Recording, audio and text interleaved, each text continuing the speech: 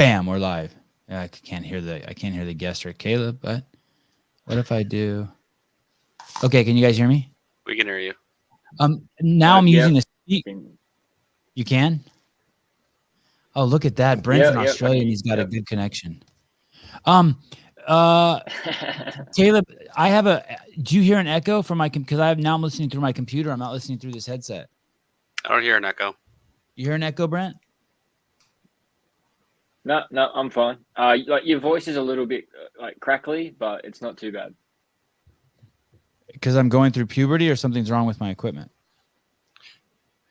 You sound good to like me. Like the sound keeps like jumping in and out. That's all right. I can hear you good enough. I can tell we're talking to someone in Australia because it has to go up to the satellite and then back. we got like a little delay, like I'm talking to like a relative like in 1970 in Lebanon. Yeah, right. Like a dial-up connection or something. Guys, I have t-shirts coming out tomorrow. You might want to wait before you buy them because this could be the last show we ever do because we probably will get kicked off of YouTube after this one. Brent, Caleb, Brent. Hi, Brent. I hope not. Hey, Right. Nice to meet you. How old are you, Brent?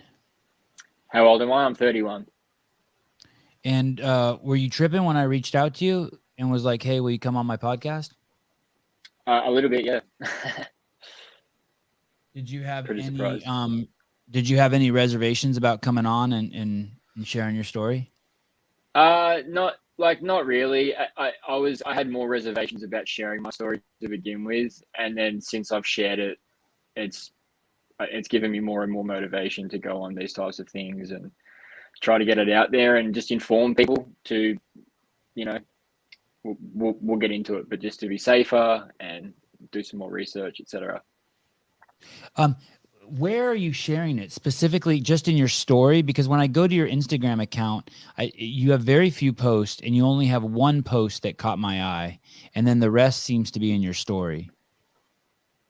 Yeah, so I only shared my story like last week, and that's because I reached out to, I don't know if you've seen the Instagram page Jab Injuries Australia.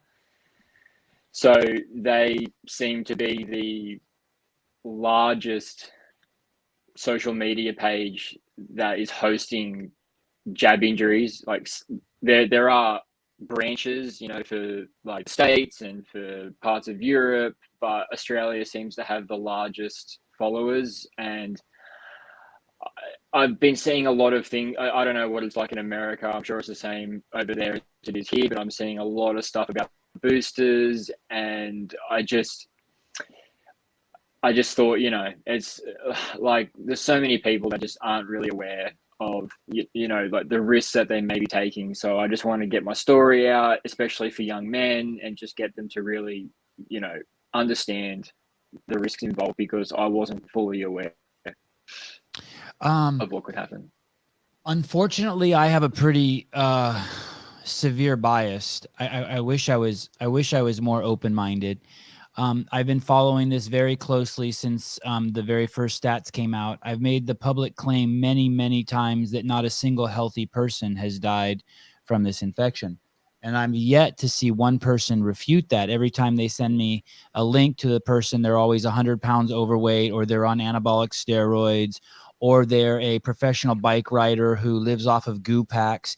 And when I say a healthy person, I define a healthy person as someone who's not addicted to added sugar and refined carbohydrates, which are notorious for stunting this mammalian species that we are's immune system. And I'm still correct. There's one, you would have to send me 100 people who had died from this who weren't healthy before I could even listen to you, because so many people have died from it that 100 would be a statistical anomaly if they were healthy. Because how do I know that the one person that you've sent me wasn't stung by a bee in the hospital at the same time and they were allergic to bees, or they were allergic to peanuts? I need to see like 100. So when I say zero, there is one kid who's 15 years old out of New York in the last 2 years that appears to be healthy, and there's not a lot of information on him. Other than that, so I have I have 3 little boys. And and we did have a measles outbreak here in the United States a couple of years ago, and the papers were being honest. They were half the kids who got the measles at Disneyland were vaccinated, and that like caught my attention. Like, well, how can that be? And I started doing the research, and then I realized that in the 10 years prior to the measles vaccine coming in the United States, only 500 kids were dying a year from measles. And at that point, that is also a statistical anomaly. That's statistical noise. And so there's no proof that the measles vaccine works. And so you just go down this cascade of, it's just third grade math. It's not. So Yeah. So I do have that really strong bias. I want to let you know. I want to be like the whole time and before you came on, I'm like, I'm gonna play devil's advocate with this motherfucker, but I just can't. I'm just like, I can't. No, I definitely lean. I definitely lean more your way. Yeah. And I'm saying, like my parents' life is even the smartest people in the room keep saying that this thing kills old people. And then when I ask scientists, have there been any studies with old people? And they say no. And the reason why there haven't been any studies with old people is because they make the assumption and it's a fair assumption. And there is some proof that as you age, your immune system wanes, it weakens. But the problem is, if you don't isolate healthy old people and study them, you're conflating two factors. Someone who's 70 has had 40 more years to drink 3 Cokes a day than someone who is 30. And so you can't say it's because they're old. You have to say it's because they've had longer time being complicit in their demise. And it's not complicated. Just honesty. Okay, I'm done. I'm gonna get off my horse. Back to you're 100% right. That's 40 years of chronic inflammation right there. Yeah, it's like, dude, like okay, I granted, yeah. And then when you see the stats in these countries like Sweden, where the majority of people who are dying from COVID are 82 degrees, but the average age of death in the country is 80. Now it's like, hey, just shut the fuck up and let's go back to what we're doing. Like, yeah, I totally agree. Okay. So you're in Australia. You're 32 years old. Were you raised in Australia? I was born in New Zealand, but came to Australia when I was young. But like New Zealand, and it's sort of like the US and Canada. Like they're like the same thing, pretty much. Did your whole family come from New Zealand, or just you? Mother's side's New Zealand. Father's side is Australia. Are you tall? Yeah, 6'2". Okay. I've been in New Zealand a couple times, and every time I'm just like, I'm only 5'5", but I was like, holy shit, there's a lot of tall people here, like really tall. Yeah. Like I would say 6'1" probably average over here. Yeah, it's nuts. I mean, I would see women who were over 6 foot on the regular. It was nuts. Yeah, very true. My wife's only 5 foot, so yeah, it was a huge difference. So you come to Australia, and how old were you when you guys moved to Australia? Like a year old. And where in Australia did you move? Just Sydney. I've grown up around Sydney my whole life. Like really close, like on the northern beaches, till I was 6, 7, and then we moved up an hour north to like a quieter, sort of beachy area. And then I've moved back down to Sydney in the last 5 years for work, because there's just a lot of construction going on in the city right now, so it definitely favors my profession. And what's your job? I'm an electrician. Okay. So who taught you how to do that? Did you go to school, or did you have a mentor? Yeah. I mean, I don't know what it's like in the States, but if we do like an apprenticeship, it's sort of like on site learning. You do that for 4 years while having a day to sort of like 1 day a week studying in like a technical sort of trade school, just learning all about the theory side of things, and then you do like one huge test at the end to sort of like say that you're not going to kill anyone and that all of your installations are going to be safe. You mean like by kill anyone, you mean like set something up so it's like someone gets out of the bathroom and gets just fried? Yeah, exactly. Are you guys 220 over there? 240. 240? Do we do 220 here, like in 110, Caleb? 110, I think. We're 110. I think Europe is 220. Okay. Yeah. But, Yeah. well, I used to have back in the day when I was a kid, I used to have this massive marijuana grow room, and I had to call an electrician in who I didn't know, and it was illegal, and I had to have him wire the whole house with 220. And he would be like, I'm like, no, washers and dryers I in saw all the rooms. nothing. Yes, yes, Yeah, yes. yeah. I wasn't made for it. After a year of doing that, I was so fucking paranoid. I didn't even smoke weed, so I got out of the business. And now it's legal here, kinda. So is Australia living the dream? Is it look like how we see it here? I mean, I live in California and I live in Santa Cruz, and it's pretty amazing when you're. And I live by the beach, and life is good. Like, was life as a kid growing up just like, wow, this is great. Shirt off all the time, pretty girls, beach days, lots of outdoor activities. Just fuck, man, life is rad. Yeah. Yeah. I mean, it depends what lens you want to look through, but that's definitely one lens you can look through at living in Australia. But how about for you? Sorry. How about for you? Oh yeah, I mean, up until the pandemic started, everything was. I loved living in Sydney. I loved I loved my country. I loved everything about it. Just like the lifestyle. There's like beautiful food and sort of like wine seen over here. Beautiful coffee. Like our major metropolis is 15 minutes from some of the best beaches in the world. You've got access to so many outdoor parks and like recreational areas. There's so many events that are going on. There's always something happening. I love it here. I really do. And what did you do? Any sports? Did you train? Did you work out?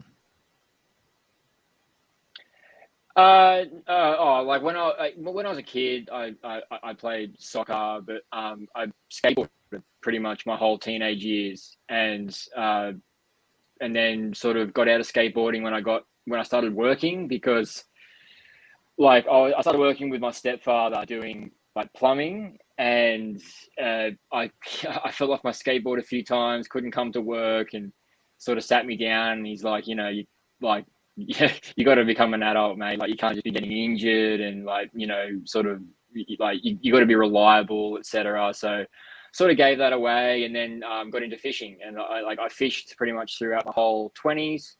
I'd go every few days as much as I could.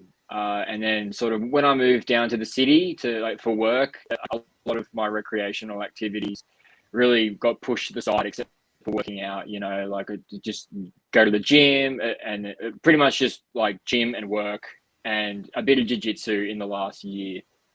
Oh, that's cool. You watch the UFC? Yeah, Man, I you do. guys are Yeah, getting I'm not. you guys are getting you guys are getting some amazing fighters coming out of there. Whitaker's a legend. I mean, I don't follow it anywhere near as close as my other friends, but yeah, I definitely love watching it. We've had on the show, we had Alexander Volkanovsky on the show, and we've had Nice.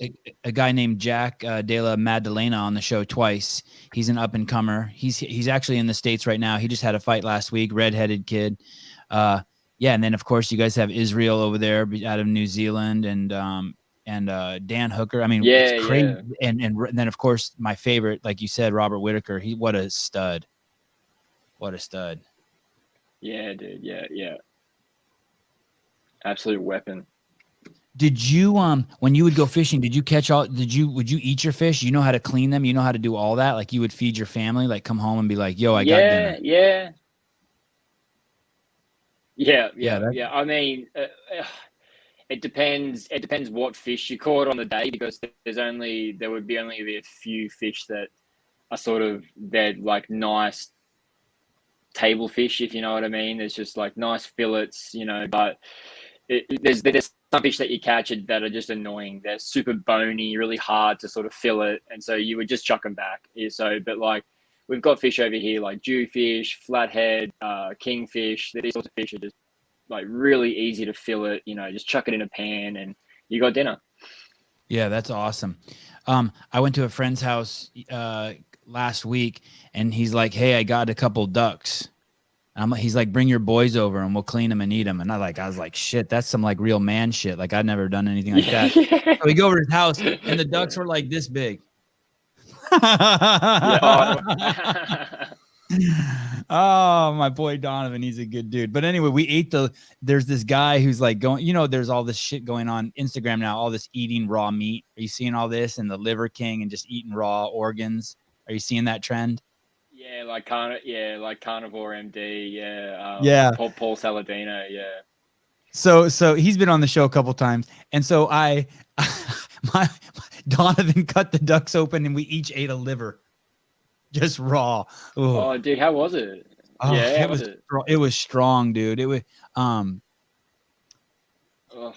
it was really potent. He said that he left too much bile on there. I don't even know what he was talking about. It was really intense, and I was trying to swallow it, but I mean, it was tiny. The whole, like, I got like a whole liver to myself, and it was like this big, so it just kind of slid down. And Did you? Go ahead. Did you feel? Sorry, go. Oh, no, you did go you ahead. feel like what Paul says? How you sort of feel like high, or you feel like a endorphin rush from eating it, or? No, but I didn't. But Paul has also said that kind of like if you're eating birds, like you're kind of a bitch. Like that's the bitch animal. Like I don't think he eats chicken. You know what I mean? Like Paul just is like, give me your testicles, bull. Yeah.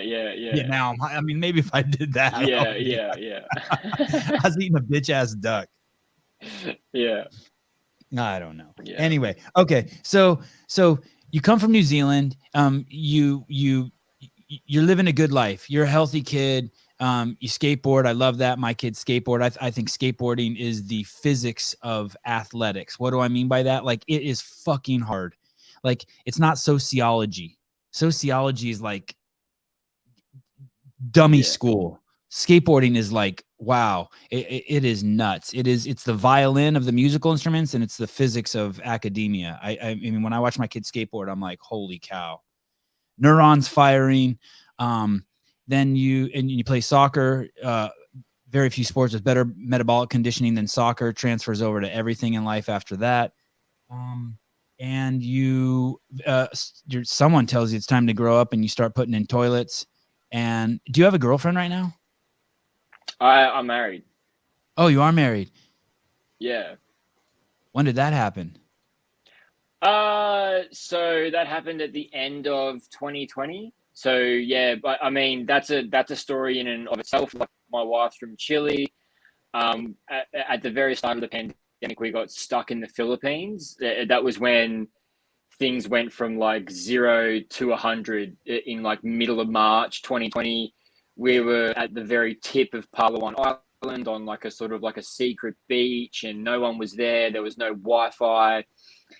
And essentially, we got handed a notice from the government saying that we had 48 hours to leave the country, or we were stuck there indefinitely.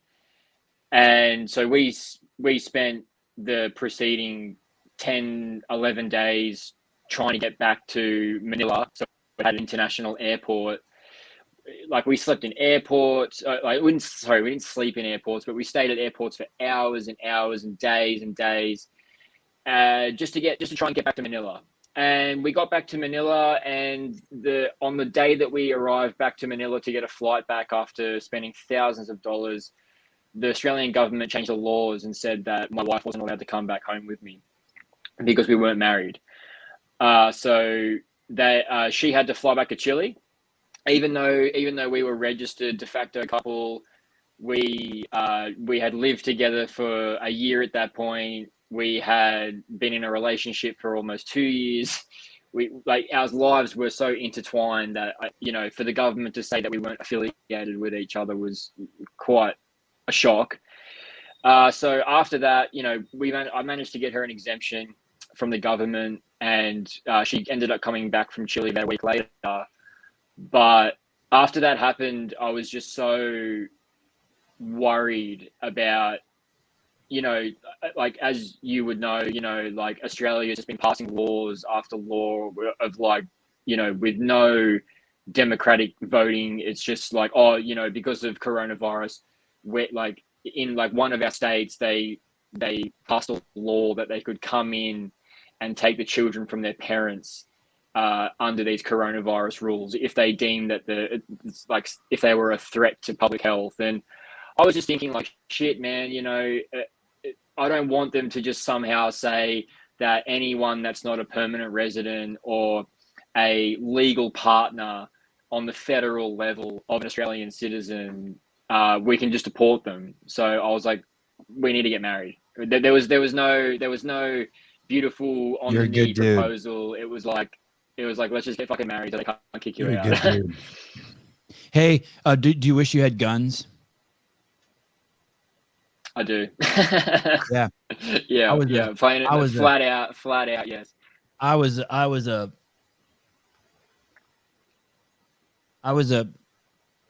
man, can't even fucking come out of my mouth. I was a liberal straight out of Berkeley, California. The place, the home and epicenter of hatred towards all black people, gay people, and gun-toting Americans, which posed as a place of love and acceptance. And that's what I really like, love and acceptance. And I really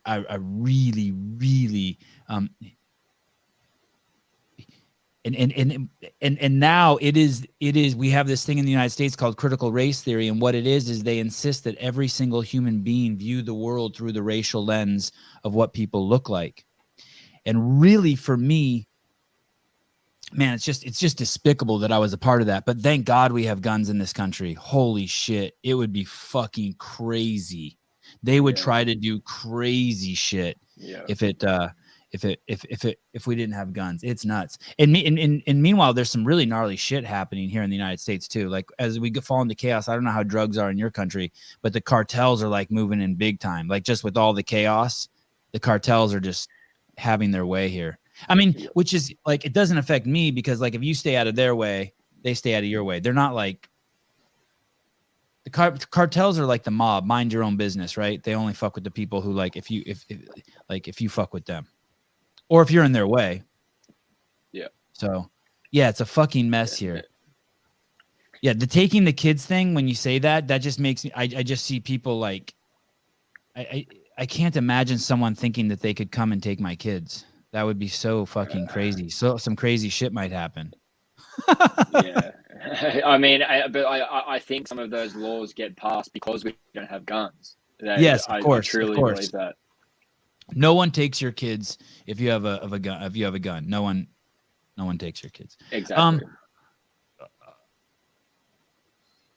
In any stories that you hear, by the way, of anyone saying that we have a gun problem in this country and blah blah blah blah blah, it's the same demographic and the same gun and the same situation that gets 99% of everyone killed in the United States, and they never address that demographic, which I don't even know if they need to, but they never address that gun and they never address that issue. But what I mean is like they're always going after like the semi-automatic guns, and those aren't the guns doing the harm, right? It's anyway. So okay, so now it makes sense why when I asked you if it was good growing up in Australia, you weren't like, dude, it was raining pussy over here. I can't believe how hot the women are, because you're married, you're a dignified man. I get it. Okay. Yeah. And Well, I'll tell you, in I can't say that. California, it's great. It's great. It was before everyone started getting obese. Now everyone over here is obese, but before, when I was a kid, it was crazy. That just no makeup wearing, barefoot, beautiful women everywhere. And so then what were you doing in the Philippines? And did you think about maybe like not coming back at all? 30th. Like what? Like did you meet her over there? You met this Chilean chick over there. Why weren't you like, fuck it, let's take off our shirts and just live in the jungle? Yeah, oh dude, I wish. I wish. Like we were there for her 30th birthday. Like we met through her sister. So I met her sister in Peru, and you know, like she came to her sister. Like my wife came to Australia. We met up. We got together.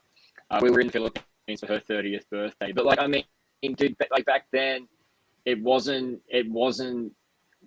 like I never thought I'd ever want to live anywhere else than Australia. You know, right? It's like only since only in the last 2 years has my perspective on that changed. Yeah, it's crazy. So many people are leaving California and going to Florida. Okay, Oasis, yeah. so how did you meet her sister in Peru? Were you there for school or? Oh, dude, like long story short, I went there to do ayahuasca, and I Oh, got really sick before I got to do it. And dude, like long story short would be, I went there by myself to do ayahuasca. I got an email from the retreat saying, "Would you mind to come to our retreat before we officially get there?" The staff that live in the local village, they'll look after you. They don't speak English, but they'll cook you dinner. And I went there. There was nobody there. They cooked me dinner. Fine. I had lunch the next day, and then started to feel really sick. And then I don't know, and Montezuma's. it was it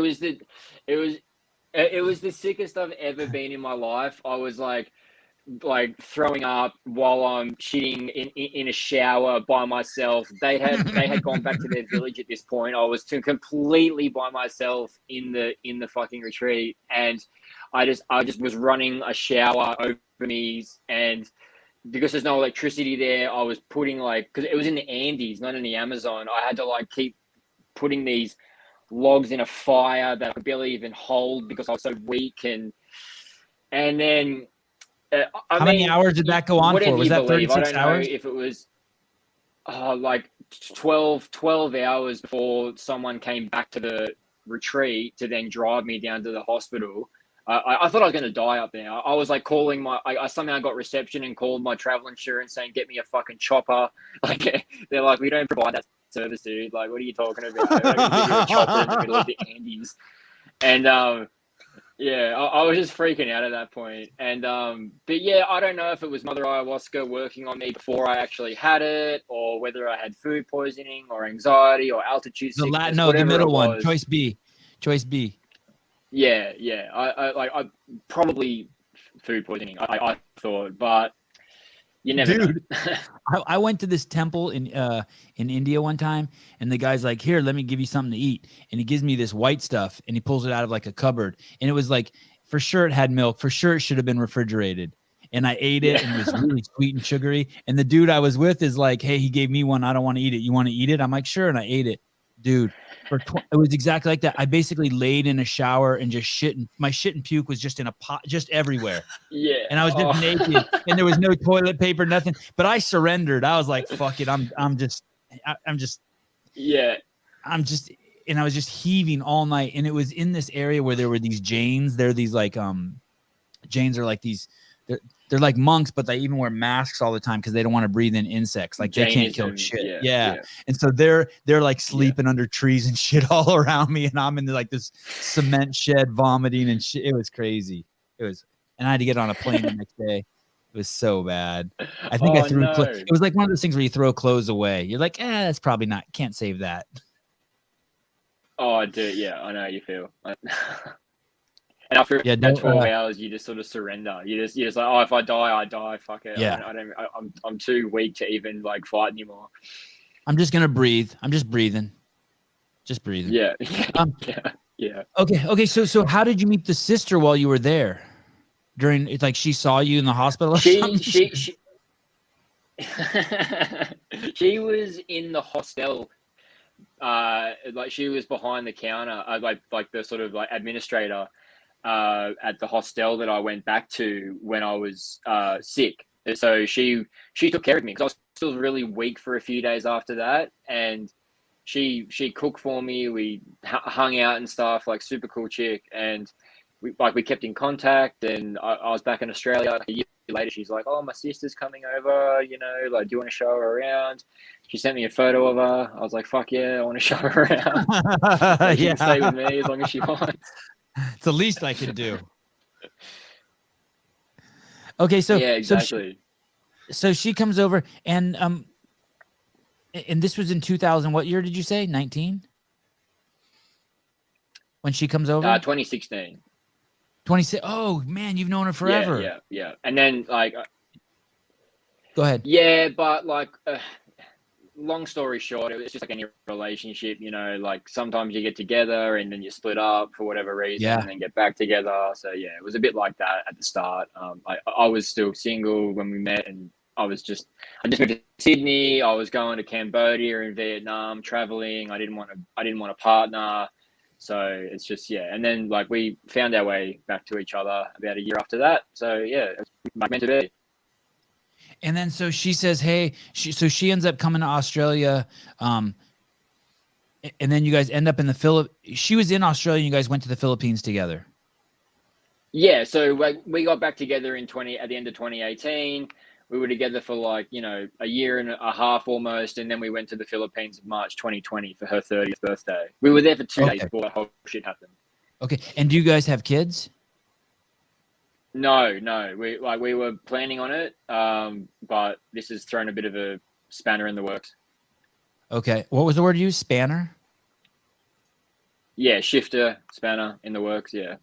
Caleb, can you look those up and translate those from Australian to Californian, please? I don't know. It's like you would use it. Shifter, spanner. I don't know what you got. Well, Caleb has the internet. He'll get to the bottom of this. Like a wrench, like a wrench. The old wrench. Yeah. Yes, the wrench. Yeah. A spanner. Yeah.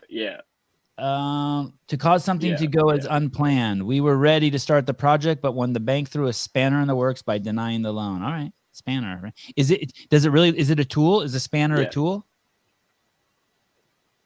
It's a wrench, yeah. Oh, okay. All right. Great. Hey, will you type in spanner, Caleb, and hit images? I want to see, like, I just want to make, just get a double check. I didn't know. Yeah, I did not know that was only an Australian term. A spanner. Let's get to the bottom of this. Yeah, it's just a wrench for us, I think.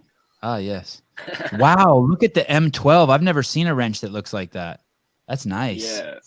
It's for like those tight spaces when you gotta like put it through like walls or something. Yeah, exactly. We're like the smartest fucking monkeys that ever lived. Hey, see those ones right there, those channel lock ones like there, that spin there. I just went to Greg's house. He has the most amazing set of those. It's crazy. Are they Snap-on? Yeah, it's a better brand. Dude. It's from Sweden. It's like he has like the Swedish, Norwegian shit. Okay, so then you come back. There's this pandemic. You guys finally make your way back after, like, even though they tell you have 48 hours to come back, you rush to come back, and it still takes you 12 days of fucking nightmare through airports. But it's kind of cool because you're with your chick, right? Yeah. No, I wouldn't say it was cool. I wouldn't. It was fucking stressful, man. No, it was fucking stressful. We spent pretty much all the money we had in our accounts. Like we spent like 15 grand on flights because they just kept canceling them. Like you would pay 2 grand for a flight, and then you'd get an email 2 hours later saying it was cancelled, and then you'd spend another 2 grand on the flight, and like the next morning you'd wake up and you check your email and it was cancelled, and you're like. You're watching all your money leave your account, and you're like, are we actually going to be able to get off this fucking island, or are we? It was pretty stressful because we didn't, and that was at the very start of this as well. Like we didn't actually know how deadly this thing was. Like I was like, I don't want to get this thing in the Philippines. Like their medical system probably may not be able to cope with this. I don't know what's going to happen if we get it in the middle of Palawan Island or whatever, and there was just a lot of hysteria at that time as well. There were so many travelers from all over the world in airports, like just women crying and men just on the phone to their family, pulling their hair out. It was pretty chaotic. I haven't been to an airport in 2 years, and I will never fucking go again. Unless you're flying me in a private jet, I ain't going. Okay, so you get home, and this is 2020. You get home, and you proceed to just try to live your life normally, right? Like there's all these lockdowns in your country. Your fucking leadership is fucking completely insane and fat and inept and dumb shits. But so a lot of us have that problem. And you're not allowed to go out. And are you still doing jobs at this time? Like you're still like, okay, this office building's closed for a month. We might, because of the pandemic, we might as well, they want us to go in and rewire everything with new Cat 6 line or some shit. Yeah. So Australia at the start through 2020 and even into half of 2021 was probably, I don't know if you heard that, like, we barely had COVID touch us, same as New Zealand. And we were pretty, like, construction was considered essential. So even during lockdowns, I was able to work. So yeah, my life was barely interrupted throughout until halfway through 2021. So yeah, not to take away from, there were many people's businesses through lockdowns of 2020 that were destroyed. So, but like, I was just lucky that my career wasn't impacted. And was your job requesting that you take the vaccine? Not at the start, because like, we were about 6 months behind you guys. You guys were sort of towards the end of 2020. They were getting emergency use authorization, and we were in the middle of our summer then. And there were no cases, and like none of that happened until halfway through last year. I would fight with these Around people on June, the July. internet. I would fight with these people on the internet who are from New Zealand and Australia. They'd be like, "You fucking idiots. You guys won't mask. You guys won't lock down. We're doing it right over here in New Zealand, Australia." I'd be like, "You just wait." It's like, Yeah. it's like living at the bottom of a swimming pool and bragging that water hasn't got you wet yet. It's like, oh, I mean, it's a fucking virus. It's going everywhere. Like, shut the fuck up. But man, there was some pompous motherfucker, especially the New Zealanders. Man, I was like, you guys are fucked. Especially since all you fuckers are inbred over there. That shit's gonna get you, and like, there's gonna be one strain that gets all you guys. Sorry, I'm Armenian. We got some of the inbreeding problem too. Yeah. Okay, so I mean, poor Iceland. Iceland's like, just like, they got 300,000 brothers and sisters over there. That's it. How many people live in New Zealand? Oh, dude, I don't know. Is it like 6 million, 8 million? I can't remember. Okay, that's what Caleb's for. Caleb's like does all that stuff. Yeah. I think 6 to 8 million. Yeah, that's nuts. That means it's just 30... Australia? No, just New Zealand. Oh, just New Zealand. Okay. I think Australia's 25, 26 million. If it's 6 million, that means 5.12. Yeah, that's nuts. That million. means it's 17 times more people than Iceland. And 17 times better of a place to live. More hospitable. Yeah. Yeah. So are you worried at this time as it's coming, and how does the vaccine eventually pop up on your radar? And does your wife have any issues, and what's going on with your family? Tell me about your relationship with the vaccine, and your mom and dad's relationship, and just like your circle, how you guys talked about it, etc. Yeah, because in this country, it's not open. It's not an open conversation. Most people are terrified to talk about it. Not me. Not Caleb. Yeah. My family. It's been. I've been really lucky to have brothers and to have my wife who have been on the side that you guys are on. That, this is questionable. The governments and pharmaceutical industry have a long history of like a revolving door relationship, and and the media and censorship and propaganda. It was so obvious to us even from the beginning, but I just didn't pay too much attention at the start because we just weren't affected. I was just living my life, and it wasn't until, and like with my dad, he's 63, he smokes. I lean on the side of, like if he wants to get it, that there does seem to be evidence that it does prevent hospitalization and death for older people.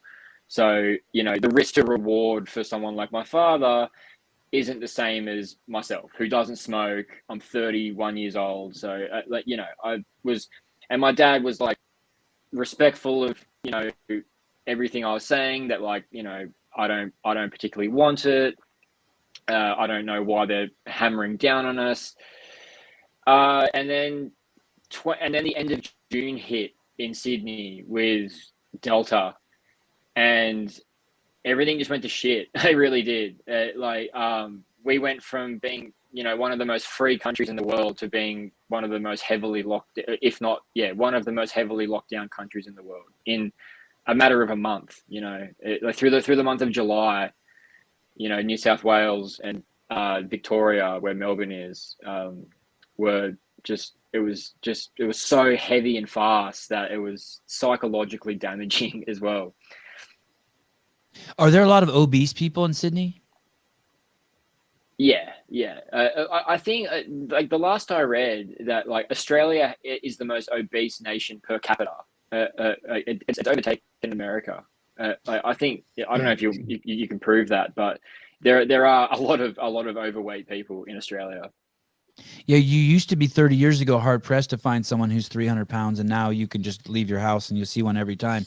And there are stats that show that like it's like 90% of Americans or 83%, it's some huge ridiculous number, are metabolically distressed, meaning they're not burning energy efficiently. They're insulin resistant, like just bad shit's going on with their diet. And it's just obvious when you go outside. What's crazy is when you see it in towns like Sydney or anywhere near the ocean or Santa Cruz, California, because here traditionally, and same with your country, places where people don't wear as many clothes, we're a little more self-conscious. So we make sure we exercise a little more.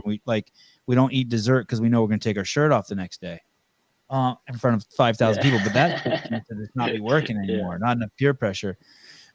Okay, so then these lockdowns start happening, and when is that when the pressure starts for the vaccine? Like when does that pressure come? Yeah, like our vaccine campaign sort of started around March 2021, and there was just such a slow uptake, and then as soon as the outbreak happened around July, there were these like carrots that were just dangled in front of us of like, you're only going to get out of lockdown once 80% of New South Wales is fully vaccinated. This is where Sydney is, the state. You're only going to get out of we will start to ease the heavy restrictions. So our restrictions were we were only allowed to leave our homes for an hour a day for exercise. We weren't allowed to be 5 kilometers from home, which I don't know, maybe that's 2.5 miles or something like that. 3 miles from home. It's about 3 miles. Yeah. So we we couldn't see our families. I had friends, not personal friends, but I had work friends who had been caught 6 kilometers from their home walking their dog and were fined $3,000. And holy shit. It was insane. There's videos of police waiting outside shopping centers, and there's a video of a guy taking his mask off like just as he gets to the door, and this police woman's like, "You took your mask off before you were outside. Here's a bloody $500 fine." And it's just insanity. And and they were like, "Oh, and then once we reach 70% vaccination for over 16-year-olds, we will ease some of the heavier restrictions. You'll be able to go here or do this, and then 16-year-olds. Are you fucking insane, people? Sorry. Yeah. Especially when the death rate under 18 is about 1 in a million. Yeah, it's insane. Hey, and then once again, that's statistical noise. At that level, you can't even it's just zero. It's just zero. Yeah. We have 12,000 people a year who die in the United States from falling down stairs that your asshole carpenter friends build.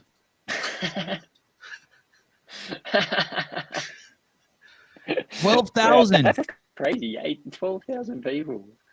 Holy shit. Dude, we have crazy thousands of people who die every year from bee stings. There's even you can even look up more people die from getting a light bulb stuck in their ass than kids have died from COVID in the United States. I mean, there's shit like that. You can just look it up. Well, let's look at how many people have died from just accidentally getting a bulb stuck in their ass.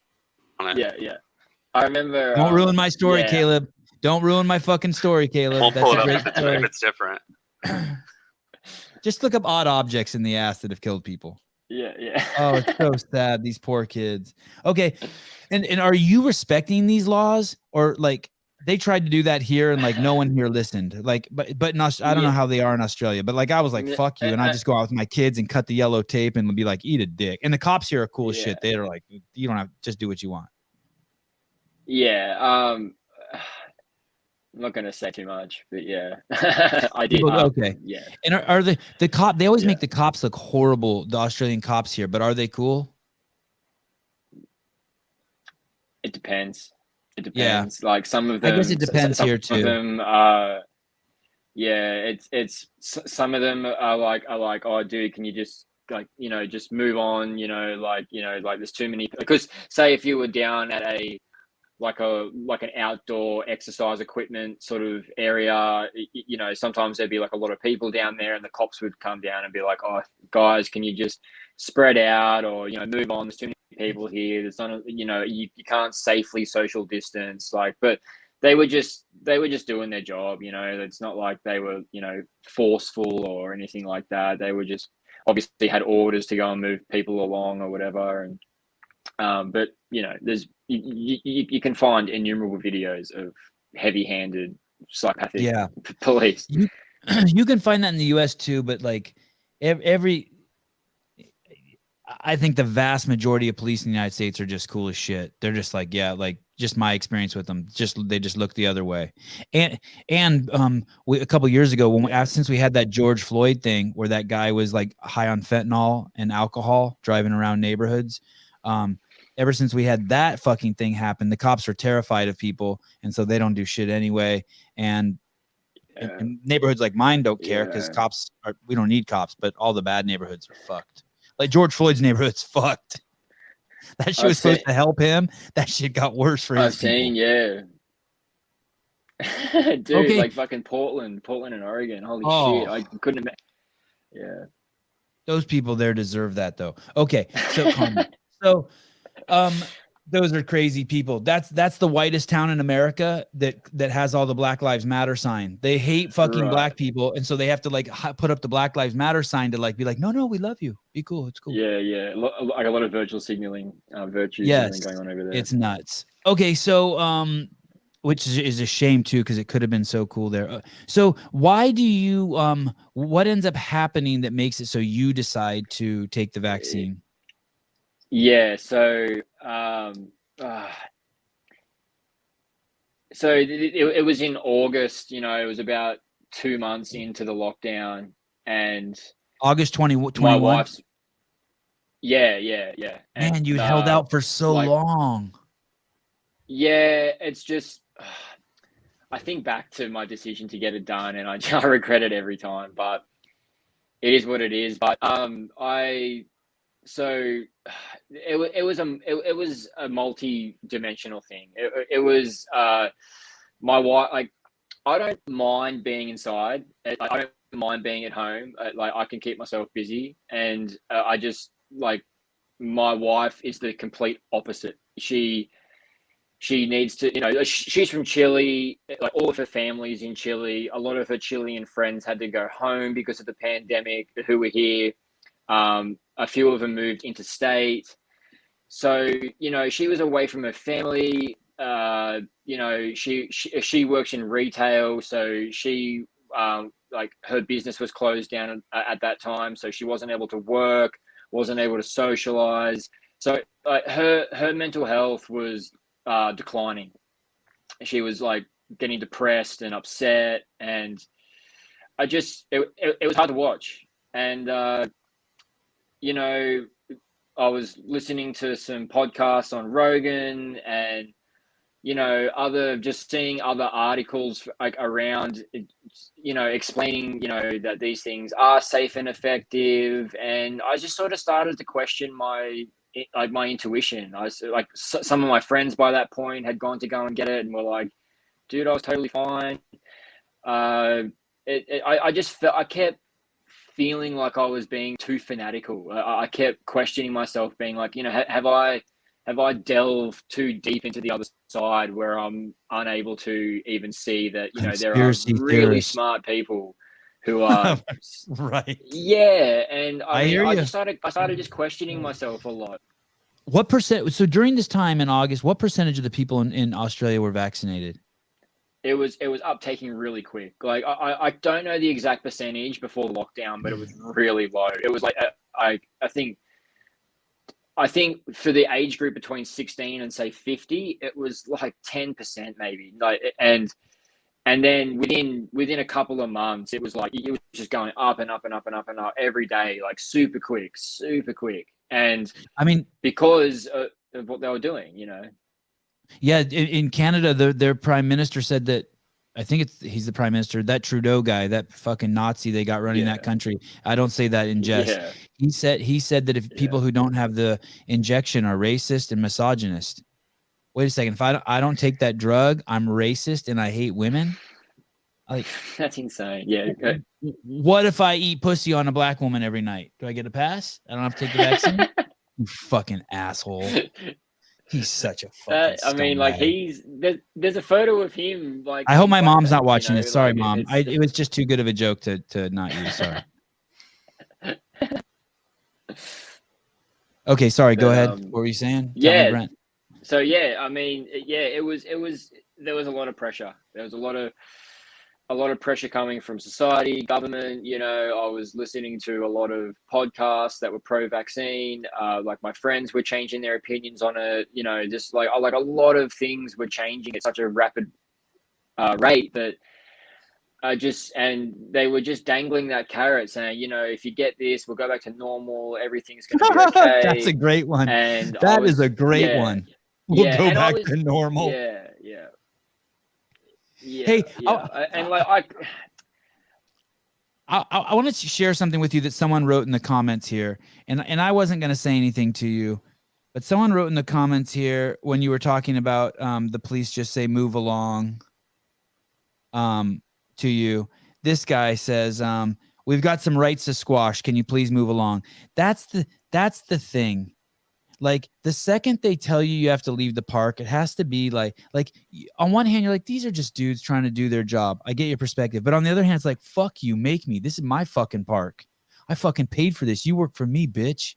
Yeah. Like that's a fair answer. It's not dignified. It's not how our moms taught us to talk to people, but it's a fair and honest answer. And when I talk to Canadians and Australians and Europeans, people who are more socialist countries in the United States, I get a little worried because they're like, I don't mind a finger in my ass. Can you just not put it all the way up to here? And it's like, no, it's your butt. Yeah. You don't get to tell me at all. If I want to kill myself, I should be able to jump off a bridge and kill myself. Like, you don't get to tell me. Now, I appreciate you telling me what the risks are. There's something called COVID. It kills fat people. The vaccine's pretty safe, but no one healthy's died. And I look at you, Brent, and I took your A1C sugar levels, and the chances of you dying are 1 in 32 million. Would you like the injection or not? And you can be like, probably not. I'll buy a lotto ticket instead. I mean,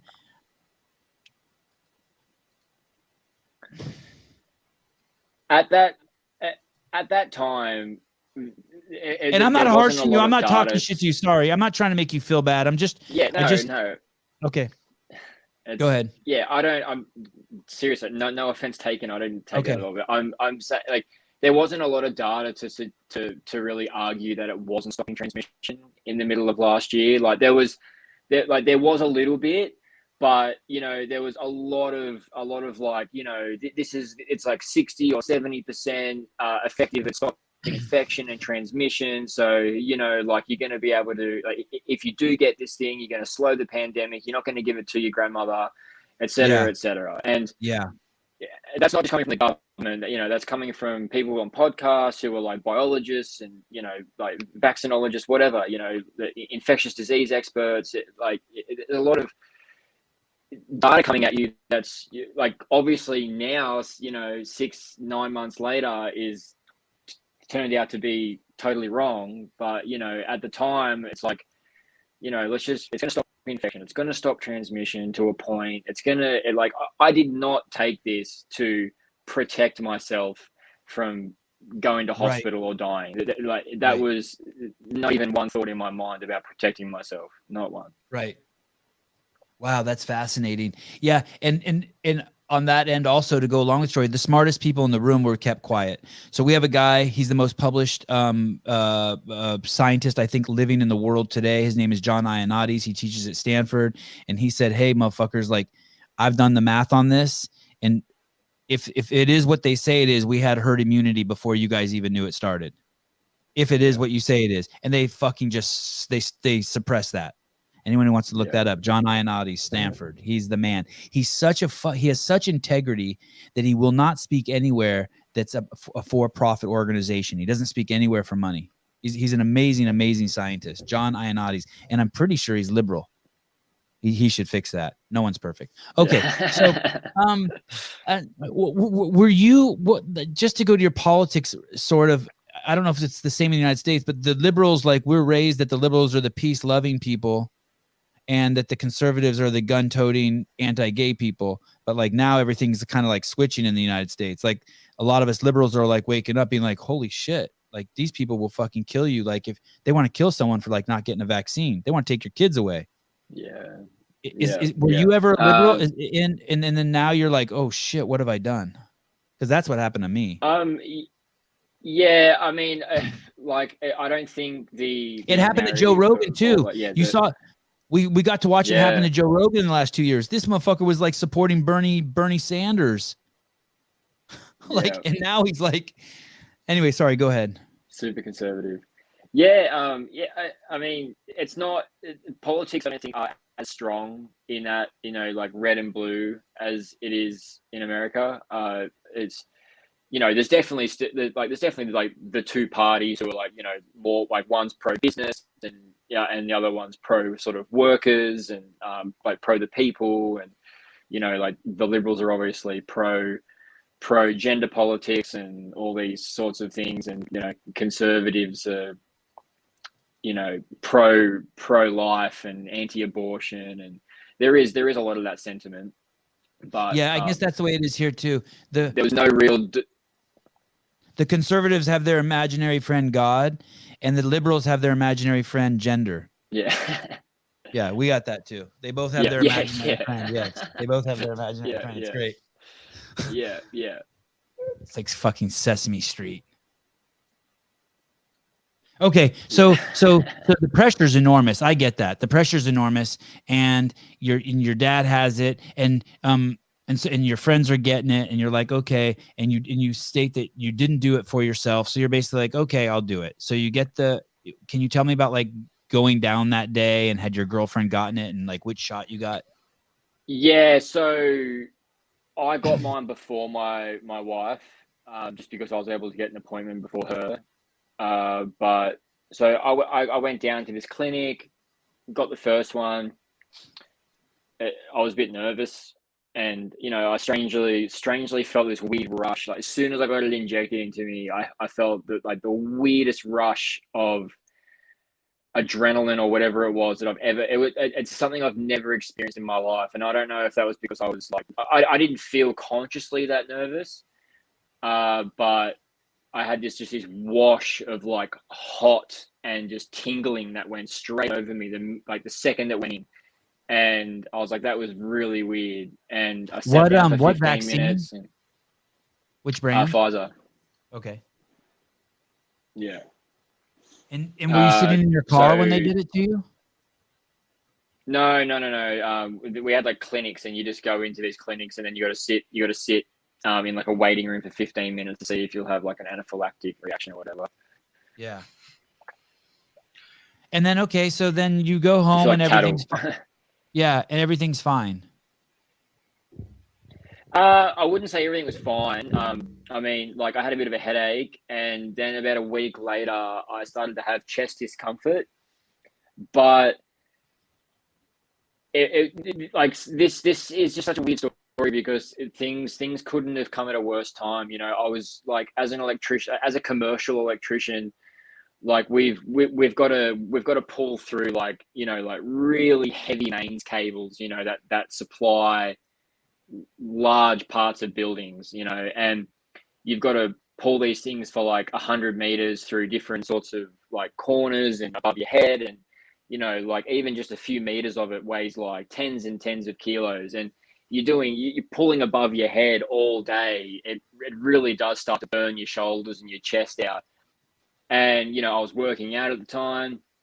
So I was getting these weird radiating aches around my left chest and shoulder area. But because I was having such physical weeks at work and also exercising, it was really easy for me to pass it off as just being fatigued, not from the vaccine, which, you know, I mean, I think back to that, and if it had been like another part of the job where we weren't pulling in mains cables, and maybe I would have gone to hospital and got it checked.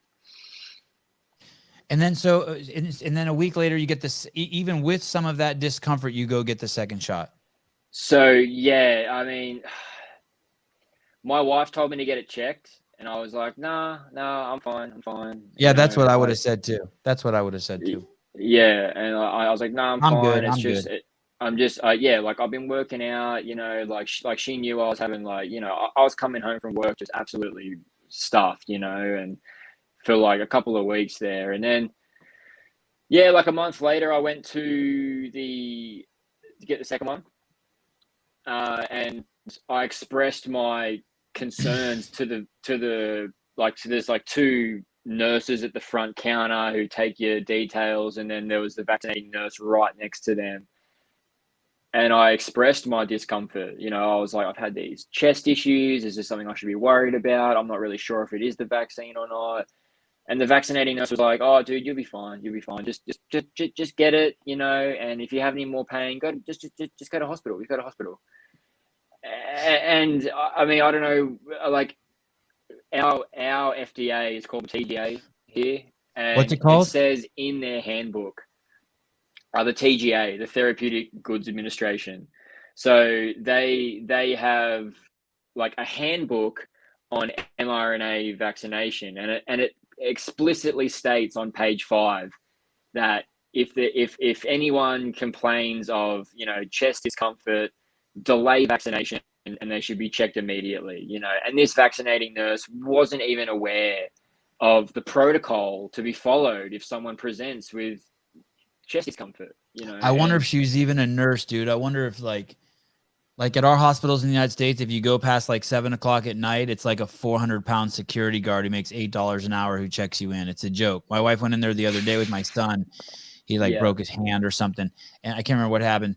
And the guy's like, "Hey, are you vaccinated?" And my wife's like, "Yeah." And he's like, "Let me see proof." She's like, "I don't got it." He's like, "Fine." He just peels a sticker off and puts it on her, double vaccinated. I'm just like, yeah, you should take the whole box of those. It's a fucking joke. Yeah, please. Yeah. Okay. So she fucked up there. You saw that. Can you sue vaccine companies in Australia, or is it like the United States? They have you by the balls.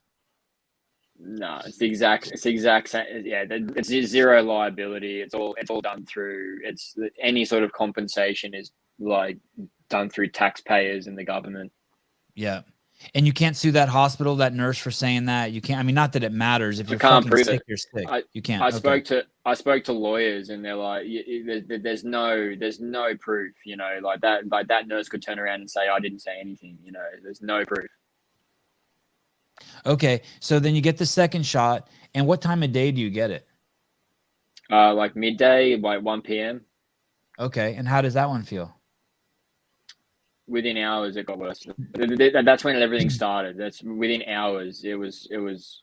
Oh yeah. So later that night, the radiating pain was just like really intense, and my wife was like, "Okay, that's it. Like, I'm booking you an appointment at our local general practitioner. You know, you've got to go." Like, you know, I was like, okay, I'll have tomorrow off work. I'll go. Can you feel your chest pounding in there? When that's happening, can you feel it pounding? It wasn't. Like you did too much coke or something? Pounding at that point. No, it was nah. It was like I've done that a lot of times, and it didn't feel like that. It was like it was like it was like just it's hard to explain. Like it's a really sort of like radiating like ache. It's almost as if you've been like punched a few times in the chest, and it's just sort of like really radiating and achy. It's hard to explain, but that's all that was happening for the first 12 to 24 hours. And then For our I went to listeners, I the want you doctor. really to listen here. I want you guys.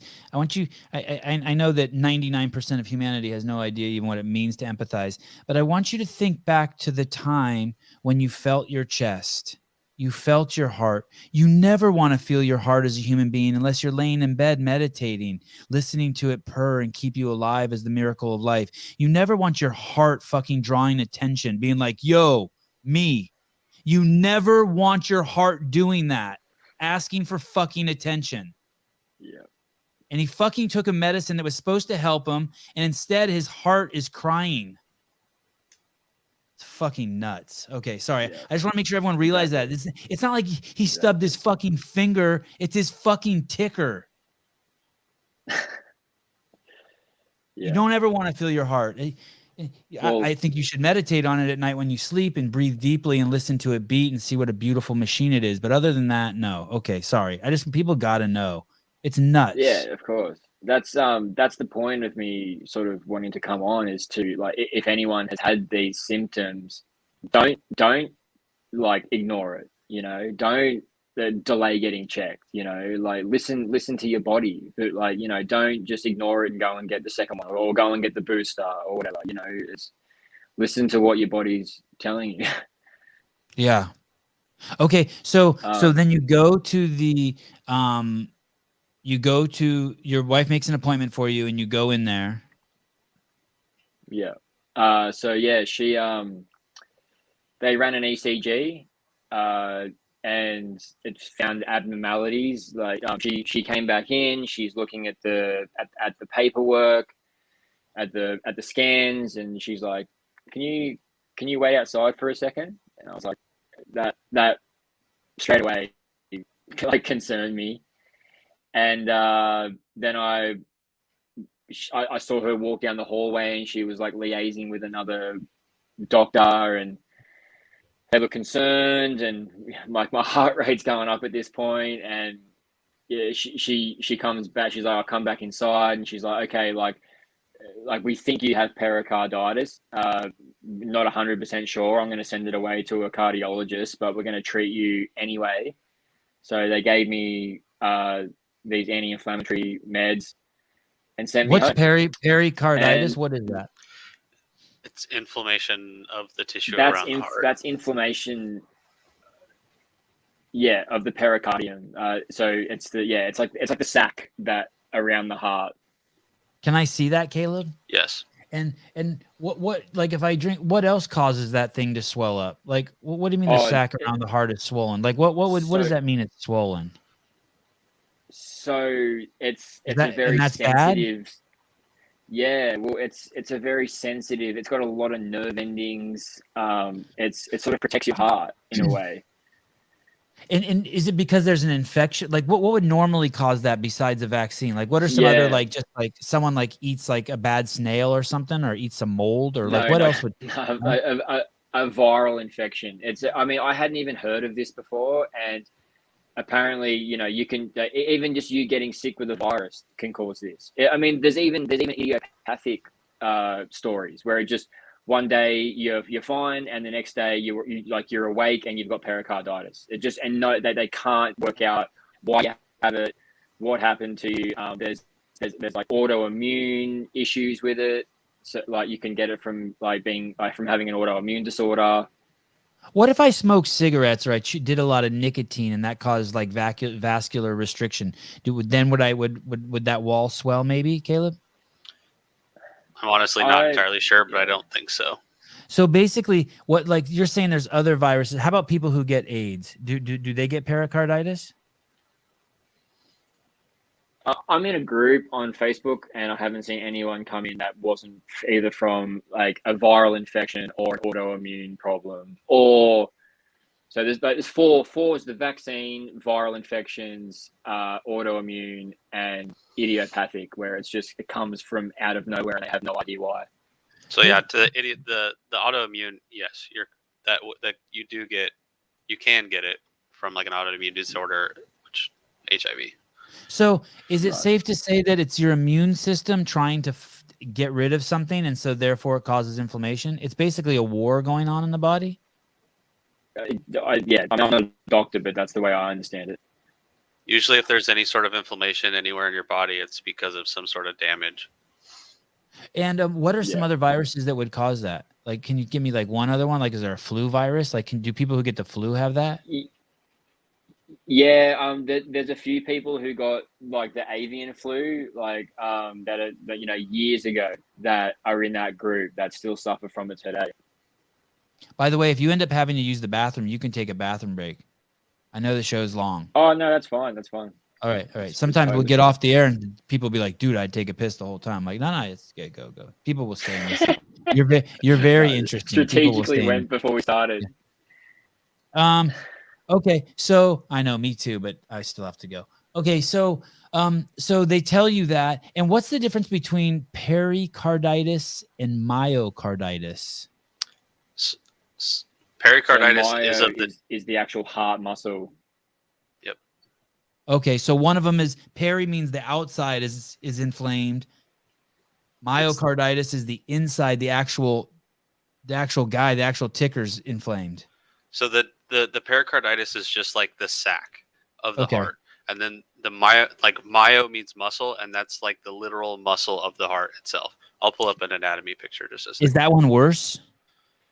It can be, because then you're basically disrupting how the heart is beating as a whole.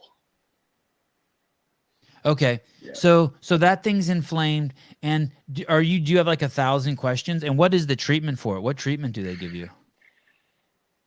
One of the sort of Do they tell you, hey, things whatever about- you do, stop eating added sugar and refined carbohydrates because that's the leading cause of Dude. inflammation in mammals? Did they tell you that? No? Oh, No. that's too bad.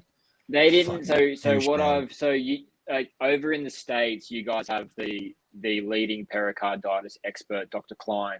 He operates a pericarditis clinic in Cleveland, Ohio, and I've found out more about my condition from Americans who had gone to see Dr. Klein than I had from any doctor, cardiologist, immunologist, anything regarding pericarditis over here in Australia. There was Dude, no I bet emphasis on rest. I bet you're more of an expert on pericarditis now than most doctors probably in the world, but definitely in Australia. I bet you. Seriously. Yeah, definitely in Australia, put it that way. Okay, so what medicine do they give you and what do they tell you? And when will it go away? And do they give you Yeah, antibiotics? Like, so- what's the deal? No. So they gave me a drug that is normally that is sort of used for gout. It's called colchicine.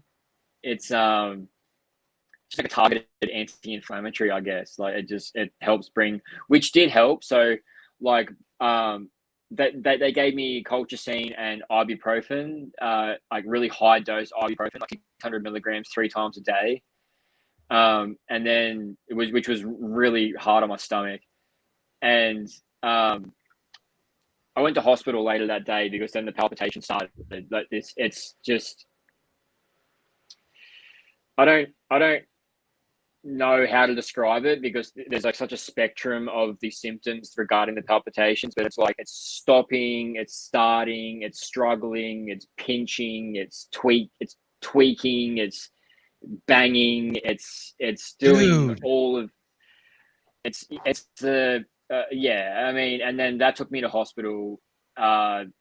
They kept me overnight. Like because I your only just got heart's the vaccine. running out of gas, like a car. Like, you know when you drive a car and it starts running out of gas and you're like, what the fuck's going on here? Yeah. That's Except exactly it's what your it feels heart. like. It's like struggling. There would be and at like while that's happening, there's also sharp pain shooting up your neck and down your arm. Like it's all across your torso, and then it feels like someone's sitting on you. There's like a lot of pressure. It sort of feels like you have broken ribs in a way because it hurts to breathe in deep. Like there's the whole gamut of chest discomfort and pain. Hey, is that because the inflammation is like pinching nerves and shit? I would Yeah, assume so. It's like causing shorts in the whole electrical fucking circuitry. if Why is there's it doing that? normally if there's like any sort of like excessive tissue or excessive fluid or anything like that, it can basically just disrupt all of it. So, like, I mean, if you think about it, like if somebody gets pregnant and they start like they get to the end of their term and they start being like really big, then they start having like low back pain, they start having like Ah. sciatica, and they end up having like all of that. So it's on a, I mean, I guess you could, it's subjective, but it's on a smaller scale in the heart. So you're freaking out now. You think you're gonna die? Dude, that was the scariest night of my life, to be honest. They gave me like a 5 milligram Valium, like because they admitted me to stay overnight, and I was like, can I just have something to sleep? You know, like I feel really stressed out, and they're like, yeah, like here's a diazepam, and it did nothing. It did like 5 milligrams would knock me out normally. Like if I ever had Valium before, I'd have like a half or one to, you know, and it would like help me sleep. But like, yeah, I had a whole one, and it did nothing. I was just wide awake. You know, every time my heart would start to react and go into these fits and pain, I would just be like, "That's it. I'm having a heart attack. I'm gonna fucking die." You know, it's like Has anyone ever explained to you what happened? It was really scary. Has anyone ever said, "Hey, that's because we injected the vaccine into your bloodstream instead of subcutaneous," or like is there any like has anyone ever said to you, or do you have any thoughts on what happened to you?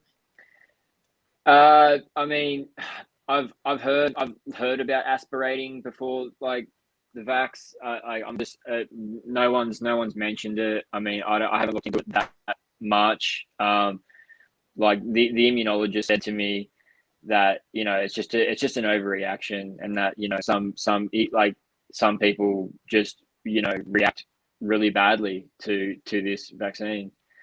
An overreaction, meaning Yeah, I guess that's meaning that you're supposed to take that vaccine and it puts your immune system on high alert to kill bad guys. And what it did is it put yours on such high alert that it fucking accidentally fucked up your ticker. yeah, and it's happening to so many people. It's like it's not even a small case. Yeah, imagine all the It's people like who happening to just people. suck it up. What are the long-term implications of that? So are you all better now? Hey, it was just an overreaction. Everything's better. No, no. I haven't worked in 4 months. Like this is the best I felt in probably 2.5 months. Like like long story short would be like I You came look out of thin. Have you hospital lost weight? at the end of I've lost 10 kilos. Yeah. Wow. Yeah. I weighed 80 kilograms before this, and now I weigh 70. Because Yeah, I'm in just that not picture eating you as look much, you know. I'm muscular. just like, yeah. In that picture you Yeah. have Oh with yeah, the dude. stuff, I've you look lost all like buff and I shit. look And a now you fucking look all skinny.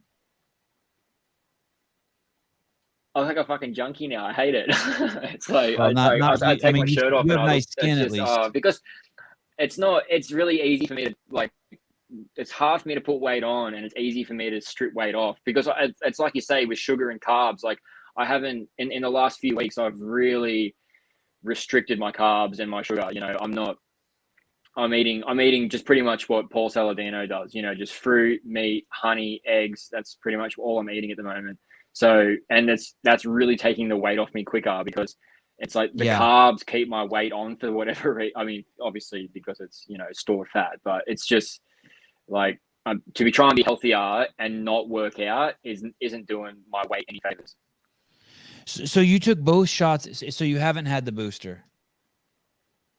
I will never have like they're just starting their booster campaign now. You know, they're saying they're mandating it for teachers, they're mandating it for health workers, and you know, it's. I mean, I don't know where they're going to go with it because obviously we're seeing parts of Europe that are lifting restrictions. You know, in the middle of winter. I don't know where Australia is going with it, but I know. So my ex-girlfriend's really close friend who I knew died of a heart attack the day after he got his second dose, and she herself has menstrual issues. There's so many people I know that have had reactions to the second vaccine that are okay now, but they are just like, there's no fucking way I'm getting the booster. No way. Like I don't care. I'd rather get COVID. I'd rather go unemployed. There's no way I'm doing that to my body again. We have this reporting system here in the United States for it's called VAERS, VAERS. It's a voluntary. It's sort of voluntary. It's it's at the CDC website. It's sort of voluntary, but you still, by law, I think if someone reports to a doctor that you had some sort of reaction, vaccine adverse event reporting system, by law, I think you have to put it in there. The thing is that doctors aren't paid for that time that it takes to fill that out, right? So before the vaccine came out, the conventional wisdom coming out of Harvard was that this site was underreported by 90% or 10 to 1. So anything now that there's like fucking, I don't know how many tens of thousands of hundreds of thousands, whatever reports in that thing, they're like, oh, that's just people over reporting. I'm like, wait a second. Before the vaccine, that thing was underreported by 10. And now, and it's like, I still know, I believe I'd be willing to bet 2 inches of my penis that it's still underreported. But I have a huge penis, so it's not really saying much. But it's crazy. It's fucking nuts. It's absolutely nuts. Why aren't you better? Why aren't you better? Why can't you like go out and run right now? What happens? I don't know. They don't know. This is the. But what do you feel? So tell me what you feel. Good. Yeah. So I came pretty good after about 7 weeks, around the start of November, and. Like, will you by good mean you'll go a whole day without noticing your heart? Like, do you ever wake up in the morning and go to bed and you're like, shit, I didn't deal with my heart today? Yeah. So that was happening at the start of November. I was there was like very, very mild aching. There was the odd little pinchy pain, but there was no fluttering of the heart. There was no stopping of the heart. There was no sort of like explosion. It's hard to explain, but so I saw my cardiologist, and he was like, "Yep, like you're going to get back to full strength. You know, you're only going to get stronger. Go back to full capacity work. Go back to full exercise." And I was like, "Oh, okay." I'm easy into it. He's like, "No, like, you'll be fine." You know, obviously, I wasn't in that pericarditis group at that time. I wasn't aware of Dr. Klein's work and how you shouldn't elevate your heart rate for 3 to 6 months. You know, so I just went straight back to it. Yeah. That's making sense with a lot of shit that I've been reading. Really? He says that? Is that why we're seeing all the athletes get fucked up? Yeah. Well, if you, I mean, Dr. Klein's the pericarditis expert. I don't know what his credentials are on myocarditis, but because pericarditis isn't life-threatening, but I mean, it can be if the fluid builds up and you get an effusion and stuff. But like mine's been not like that, but. Dr. Klein says that you shouldn't elevate your heart rate for 3 to 6 months. And I'm like none of the cardiologists here have any idea about that. You know, like it's just it's like I saw a new cardiologist last week to sort of get an opinion and. You know, like, can we get an MRI? Can I get some more blood tests done? You know, and he wanted to stress test me. He's like, "Oh, let's get on the treadmill. You know, let's just see how you go." And I'm like, "But what's that gonna do?" And he's like, "Oh, well, it'll show me what your heart's doing under pressure." And I was like, "But the world expert in pericarditis says do not raise your heart rate." And he's like, and he's like, "Oh, okay. So what? You don't want to do it? You don't want to do it?" And I was like. No, I don't want to do it. I want you to tell me that either Dr. Klein's full of shit and that you've done this with 100 people, or tell me what the benefit is, what you're going to learn. Sorry, I have to go pee. Hold on 1 second. No, all good. I should probably get my charger. Actually, my phone's getting pretty low on battery. Give us 2 seconds. All right.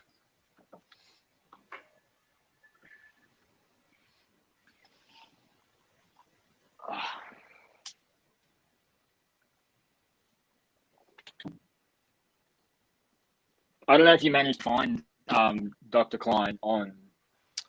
Yeah, that's him. He's Yeah, look, this is and just kind of a list of all the things that he does. I guess just basically everything cardiovascular, it seems. yeah. Oh, I guess but he also Yeah, has he 38 specialties. That's Dr. Kleinsight. I mean, yeah. If am I? Yeah, am I still up the right way if I do it like that? Yeah. Yeah, that's perfect. Cool. Hey, you must have been so happy when you found out that people don't die from pericarditis. You saw that somewhere, and you're like, "Oh, thank God." Yeah, dude. Yeah, like, to say the least. Hey, you think the nurse would have told that? Like, listen, people. When a young 30-year-old man who's been fucking healthy his whole life comes in and is fucking something's wrong with his ticker, don't ask him to stand outside, freak him out, and then sorry, hold on a second. I've never dated anyone at CrossFit HQ. No, never. No, my wife. That's it. Stop. You have to get banned, dude. You wackadoodle. Yeah, you must have been so happy. Like they should have just told you, hey, Brent, if this just so you know, buddy, no one ever dies from this. I know it's fucking scary, but the literature says no one dies. And then your heartbeat would have dropped from like 200 to like 195, and that would have been nice. Yeah, yeah. Well, I mean, yeah, only for a second because it spikes up and down. You know, I'm now on beta blockers to control that. But yeah, like you could just be sitting there as watching TV or whatever, and then you know your heart rate goes from like 70 to like 120 just out of nowhere. You know, it'll just start. You feel like your neck pumping, and you feel it in your jaw, just totally resting. You know, just doing absolutely nothing. And that So still happens. yeah, I mean, it's up until about a week ago when I got on the beta blockers. Yes, yeah, it's been four months like that. Are you still on the beta blockers? Yeah, I only just started them. Like exactly a week ago. Is it working? Like, you feel like you're not having palpitations in the middle of the day? I've started so many things in the last couple of weeks that I'm not sure. You know, I've sort of got I don't know if you saw that Kyle, like the mountain bike rider guy, he stood up and yeah, he sort of mentioned like a vaccine long haulers group. And I sort of joined that, and there seems to be this thread of people talking about antihistamines helping them because it blocks certain pathways of the vaccine. So in the last week, I've started antihistamines. I've started beta blockers. Like a Benadryl? Super. Yeah, or Claritin. Yeah, Claritin. Yeah. So and then yeah, so and plus I've really started to really clean my diet up. You know, almost 100% in the last couple of weeks as well. I had a really bad attack 2 days ago. I was just sitting down with a friend on the water, and out of absolutely nowhere, felt fine all day, and out of nowhere, it felt like all my upper ribs were like broken in a way. It hurt to breathe in, and it like if I like put my arms out in front of me and sort of squeezed my pecs, it triggered all of my heart to sort of seize up. It is really hard to explain, but it's very painful. I couldn't breathe. I couldn't turn my neck without it sort of triggering the seizing of the muscle in the heart. So I think it's helping. I think I am getting better, definitely, but it's just I feel like it's such a long way to go. Do you wear an Apple Watch or a heart rate monitor or anything like that? No. I mean, I only know my heart rate by just feeling my pulse and then for 15 seconds and then timesing it by 4. Right. Did they give you like a Holter monitor or something, like something to carry around for a little bit just to monitor? Yeah. Twice for 24 hours. And they said it's within normal range. And that's what makes me feel crazy is like, I'm sitting there going like, because they like the Holter monitor, you can push the button when you feel the palpitations, and like I pushed it like 40 times in 24 hours, and he was like, "Oh yeah, yep, like it's good that you pushed it. You know, it's a lot of information that you're in, like everything's within normal range. You know, no arrhythmias." And I'm like, "Well, what the hell am I feeling then? Like what's going on? Because I feel like my heart's going all over the place, and you're saying it's normal." It's not fucking normal. Yeah. Well, I tell don't me, know what what to was the say date? about it. What I was the mean, date you took your second shot? 20th of September, 2021. So how long has it been? September, October, November, December, January, about 5 months. Yeah, Five. 4 and a bit months. 4 and a bit, yeah. Well, what's the Yeah, four and a half. consensus? What's some of the things that you're seeing in that Facebook group? Are there a lot of people in there? How many people are in there? There's like over 5,000, but not all of them are from the vaccine. And Australians? um, a high percentage are Australians actually, but the next percentage would be Americans. Any other or is it all Pfizer or is it all sorts of vaccines? It's almost all exclusively mRNA, Moderna and Pfizer. There's been like one or two AstraZeneca and one or two Johnson and Johnson, but like almost exclusively mRNA. You know, like before the vaccine came out, like that Facebook group had like 100 people, and now you guys are just Yeah. taking over. They're like, "Fuck, what the fuck? Get your own site." Man, that's exactly what the sentiment is like. Because there's people in there who've been suffering from it for years, and they're like, "Oh, I see all these vaccine-induced pericarditis. People come in, and they're like, everyone's obviously, scared, and they're coming in with all these questions like, how long does this last? Like, what am I going to go through?" And some people are supportive, but then others are just so rude and blunt. And they're like, "Get over it. We've been suffering from it for years. Like, only now are we now seeing attention brought to this condition." Like it's some people aren't very, accommodating, I guess. Any fear that the Facebook page will be shut down? Nah, because it is starting to get a little like a little political now, and I'm not gonna lie, like I'm probably a part of that as well. But it's just because you see people who have pericarditis not induced from the vaccine coming in and saying like, "Oh, should I get my booster?" And it's like, what's the point? If you get your booster, it's not going to stop you from getting COVID anyway. So not only are you risking pericarditis from the vaccine, you can get COVID anyway, which will give you pericarditis as well.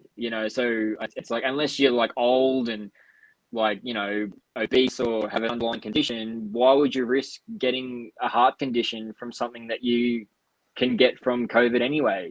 It doesn't make much sense to me. Yeah. It's Oh, are there a lot of people in there? Are they all men in there? Yeah. Say like 70-80% men. But the most vocal people are women. It's like a lot of women ask the questions. I think men sort of just read the answers, like, and sort of just respond following. Yeah, that sounds about right. God bless women. And are they young men? Yeah, almost exclusively. Yeah. Yeah, it's fascinating. It's a trip, man. So it's these Under 40. dudes with, let's say your doctor's right. Let's say it is an overreaction. Hey, I'm going to call it let's say you have a healthy reaction to the vaccine. Well, that would make sense that it would be young men who absolutely don't need it, who have these insane, incredible immune systems, and you poke the bear and it backfired.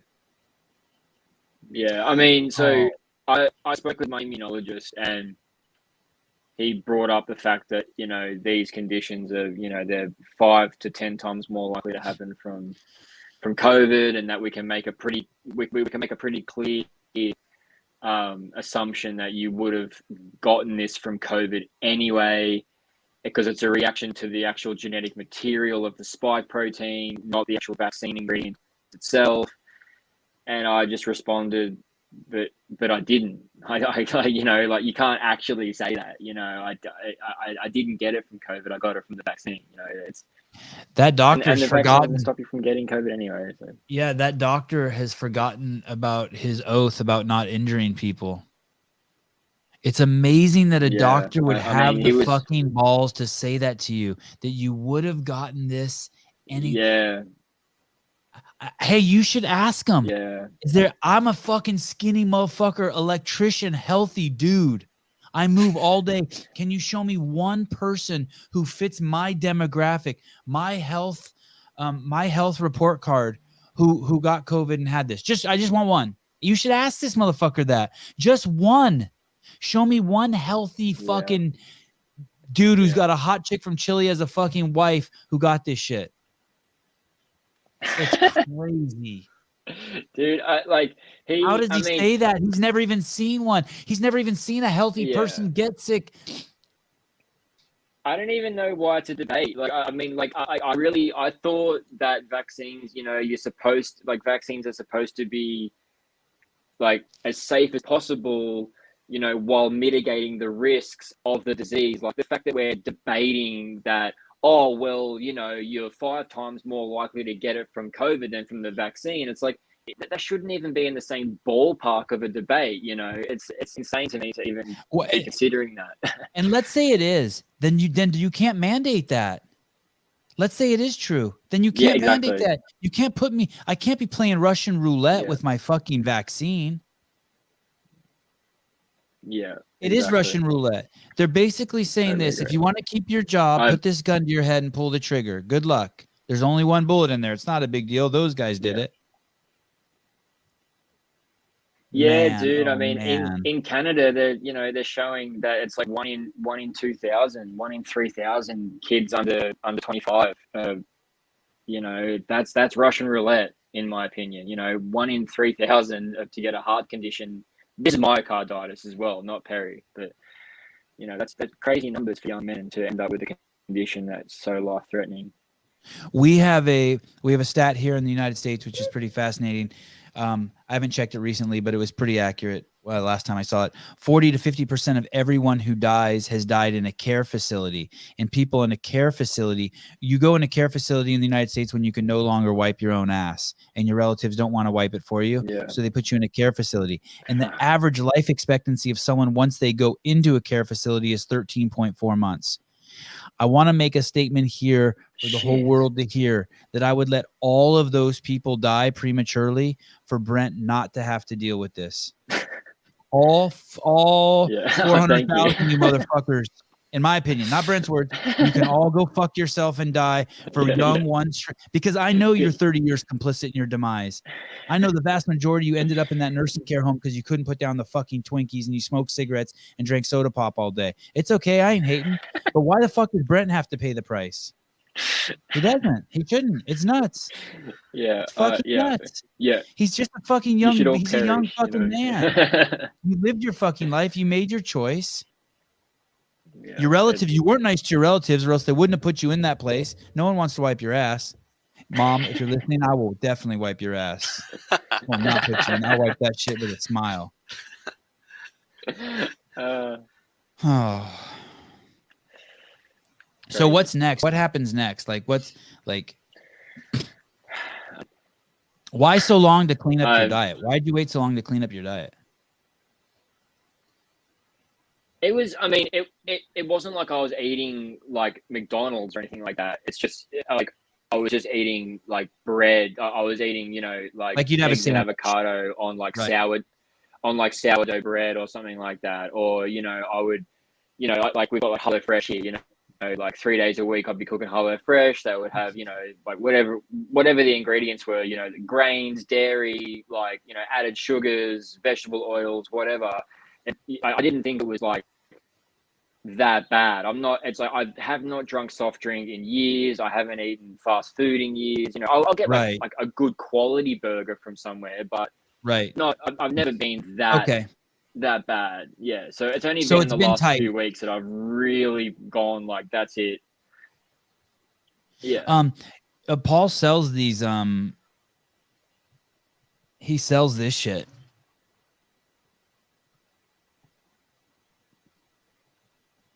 I get it from a different guy.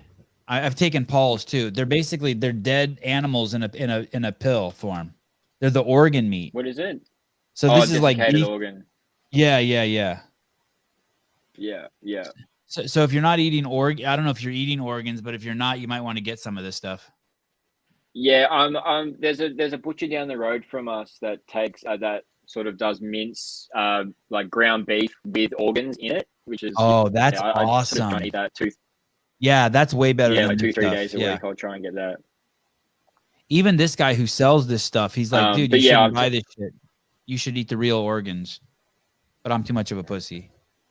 Yeah, it's like a just in case thing. But yeah, I mean, I'm taking so many supplements now, like, which is just the whole financial aspect of this has been sort of one of the hardest, because you're trying to see all these medical professionals and then trying to take all the supplements to bring the inflammation down and get your body right. And yeah, so like the amount of supplements I'm taking at the moment is crazy. What's the most exercise you'll get now? Like, will you go on a 1 mile walk? Like, will you walk like a 15-minute mile? No. I'm too scared now. Like I came relatively good around Christmas, and then I went to a beach on New Year's Day, and it sort of, you had to walk down like 30, 40 stairs, and I had to walk back up them, and I could just feel my heart really pumping. And the sort of the rough thing about this is that your heart doesn't tell you straight away that you've pushed it too far. It tells me 12 to 24 hours later what I've done wrong. Whether it's cleaning the bathroom, or whatever. It's like, you shouldn't have done that. We're too inflamed. You're now going to pay for it for 2 weeks. And this one was a month long. I was laying on the couch a few hours after I went to that beach, and then I had this flare up attack. My vision went blurry. I sort of lost my vision for a couple of seconds. And that was on January 1st. And only in the last sort of week has it started to feel okay. So it's been about 4 weeks for me to come good again after even just walking up 40 stairs. Fuck. And speaking of mental health. So I'm too scared now. Yeah, that sucks. You can't exercise. Is that fucking with your mental health?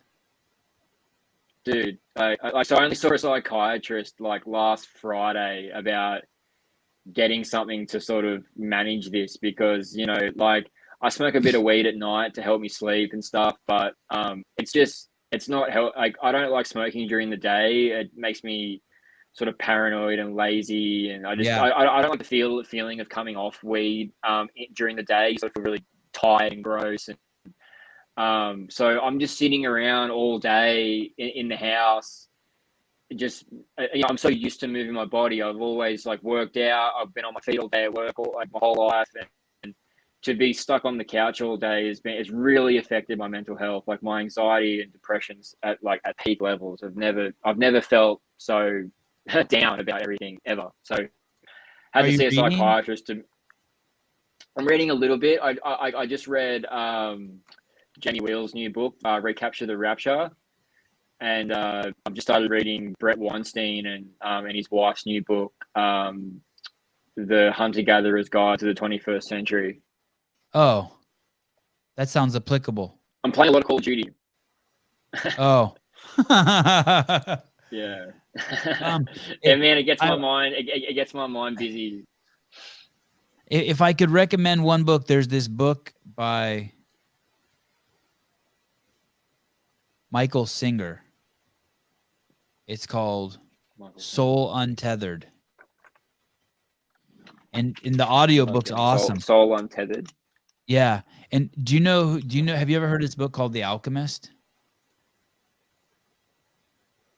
No. Oh, The Untethered Soul. Is that? Oh, yeah. The Untethered Soul. That's what it is. There's this other book I highly recommend. It's called The Alchemist. I would get that audiobook too. I would listen to that shit at night. It's crazy. It's so good. What's it? What's it? Is that The Alchemist?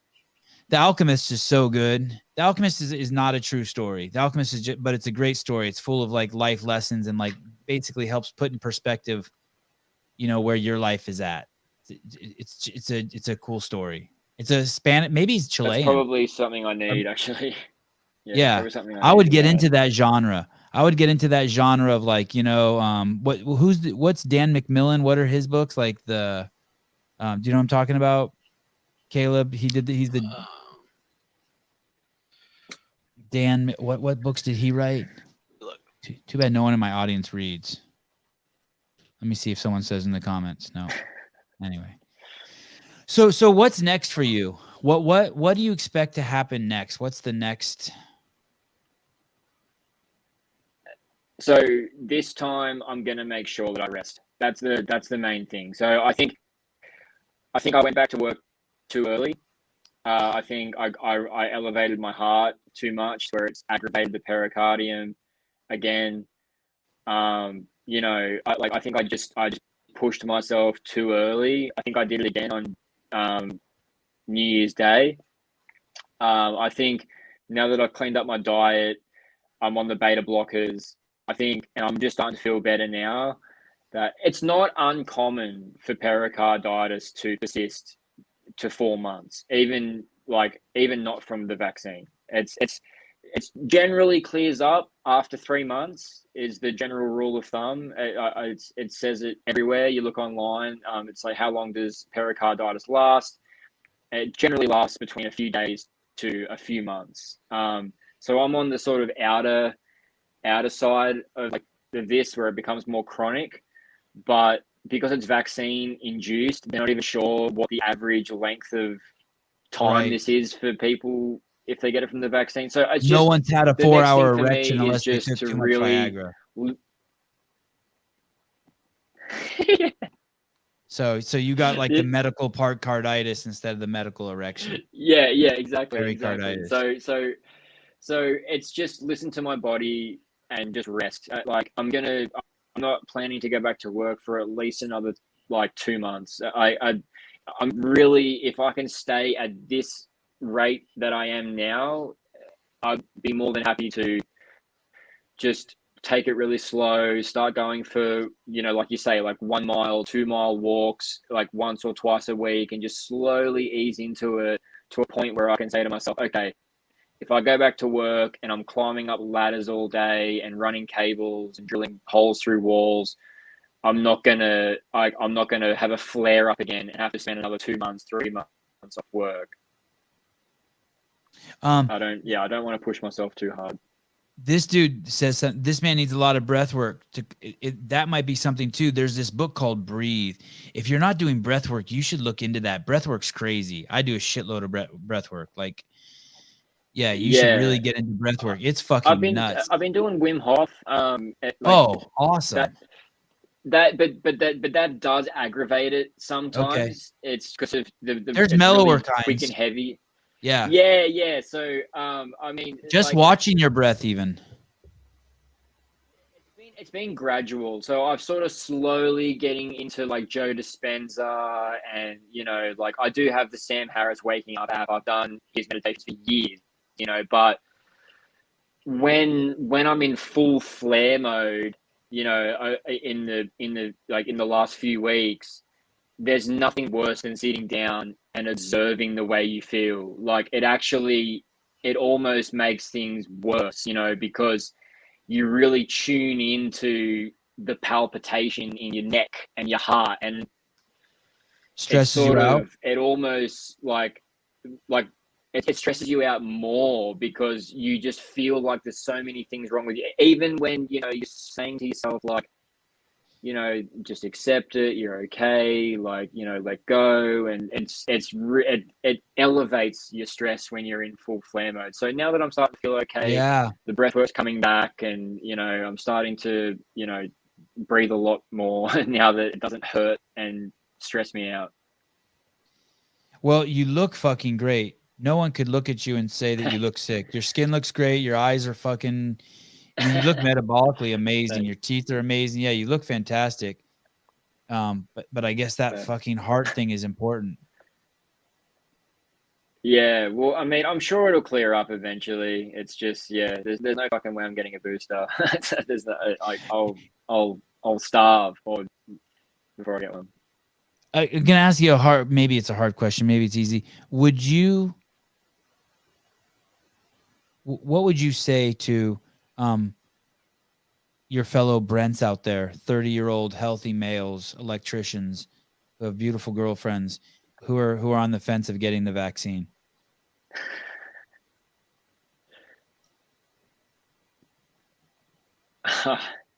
I don't want to tell anyone what to do. Fair. I would just say from a perspective of someone who thought it was safe and who has suffered an injury, I would recommend that if you're under 30, reconsider an mRNA vaccine. Novavax is a protein-based vaccine that's coming out. I'm not 100% sure of like the data on it. There's, but if you've got any sort of heart issue, and that's another thing, look into your family's history, because I found out after I had the reaction that my family has a history of heart issues. So look into, like, I've had like grandparents who had heart issues after rheumatic fever. I had aunties that had cardiomyopathy. My uncle had a stent put in his heart.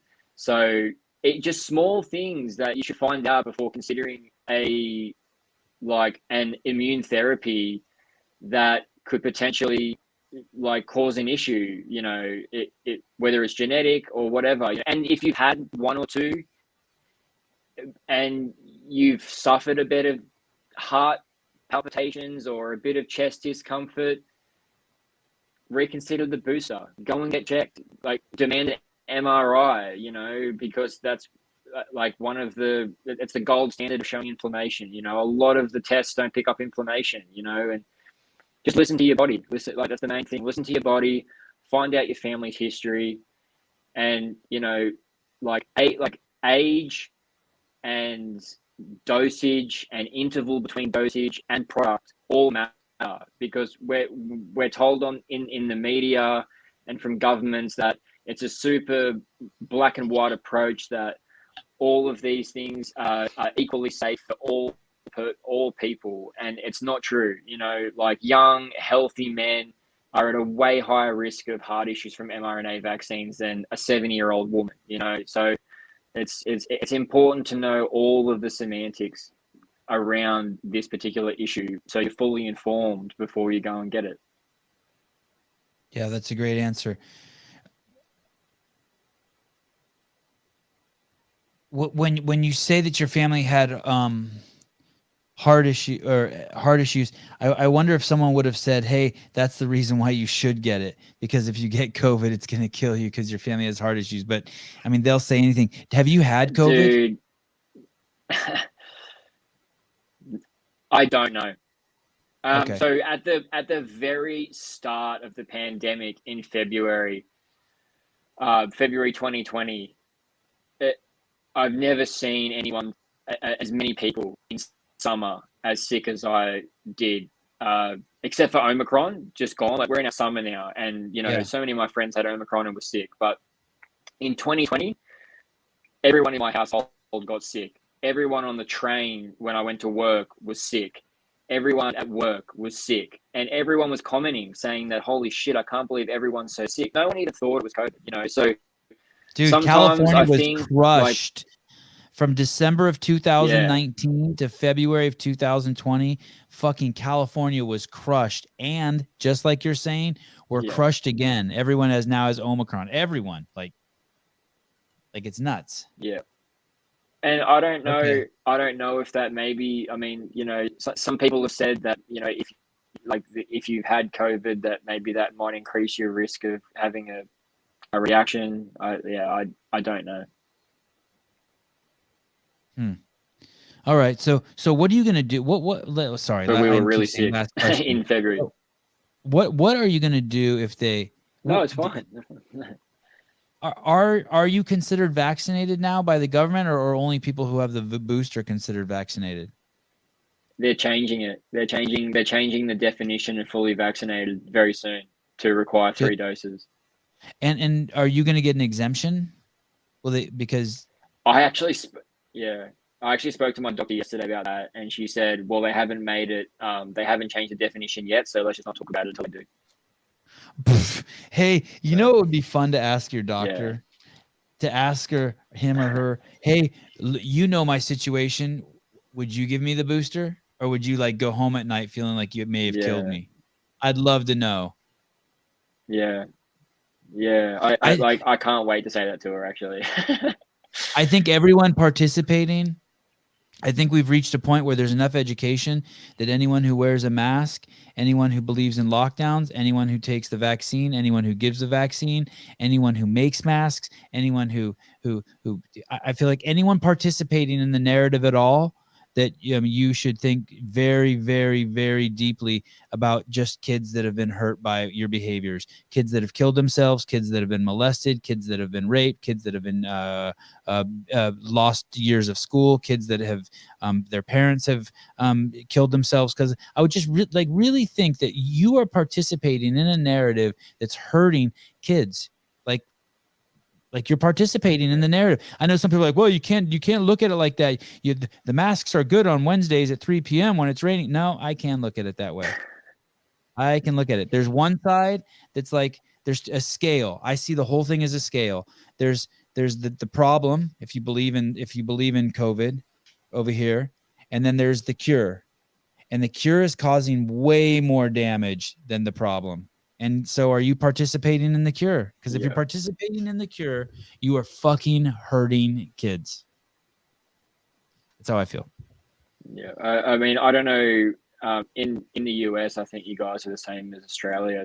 We're trying to jam it down 5 to 11-year-olds now, right at the same time as Sweden, saying that the benefits don't outweigh the risks. It's we have like a campaign over here where we're giving kids ice creams when they get vaccinated. It's disgusting. All that. We have all that. Yeah, we have the first they're telling our kids that it's okay to cut off your penis. They're telling you that you must get an injection, that you must look at people by the color of their skin, and that boys can get pregnant, and that that's all the stuff that they're telling our kids in our schools. It's nuts. I mean, I wish I could say I'm being cavalier and a little bit like, oh, I'm exaggerating. I am not. You're not. Yeah, the U.S. military has got some serious issues on its hand. China, we're waiting for you. We're about to grab our ankles. Brent, thanks for coming on the show. I appreciate it. No, the internet's a remarkable place oh, that's awesome. Wow. I didn't know you had that. I'll put it in the link in the YouTube channel. So if anybody wants to donate, they can put it in there. Wow, that's really nice. That's really cool. Was that hard for you to put up? Dude, yeah. So, I mean, I didn't want to ask for help, but I put it this way. If I didn't invest in cryptocurrency and had NFTs, I would have already moved to my brother's probably. I would have had to have moved out of my home. My wife's wage cannot support, I don't know, if you know much about Sydney's rent, but Sydney's one of the most expensive places to live in the world. Our rent, our food, our electricity, everything's just so expensive. And my wife earns $800 a week. Our rent is $600 a week.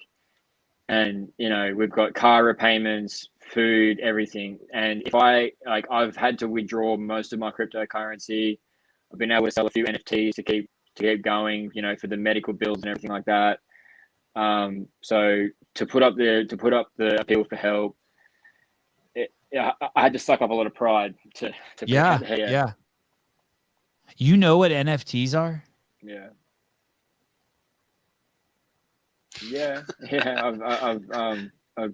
I've dealt with non-fungible token. Yeah, mate. All I know is that there's people out there who want to buy something that I spent $500 on for $5,000.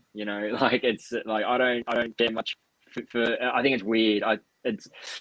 I mean, it's cool. It's a cool concept that, you know, you own, like you can verifiably own the art, you know, on the blockchain and stuff. But I couldn't care less about having a you know, $500,000 JPEG as my profile picture. Wow. Wow. Tomorrow I'm having Ben Misrick on. He's the author of the of a book called Bitcoin Billionaire, and he wrote the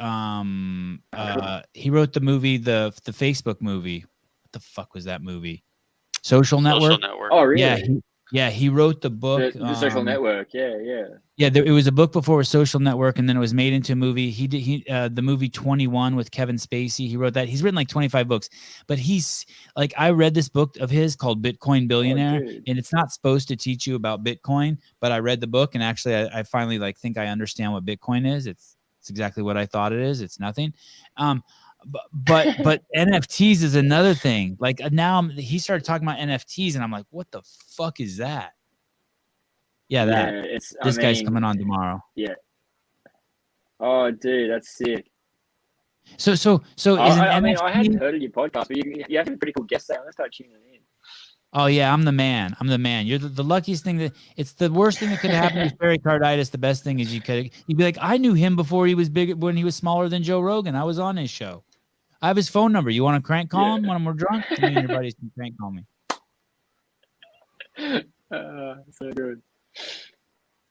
All right. But yeah, well, thank you.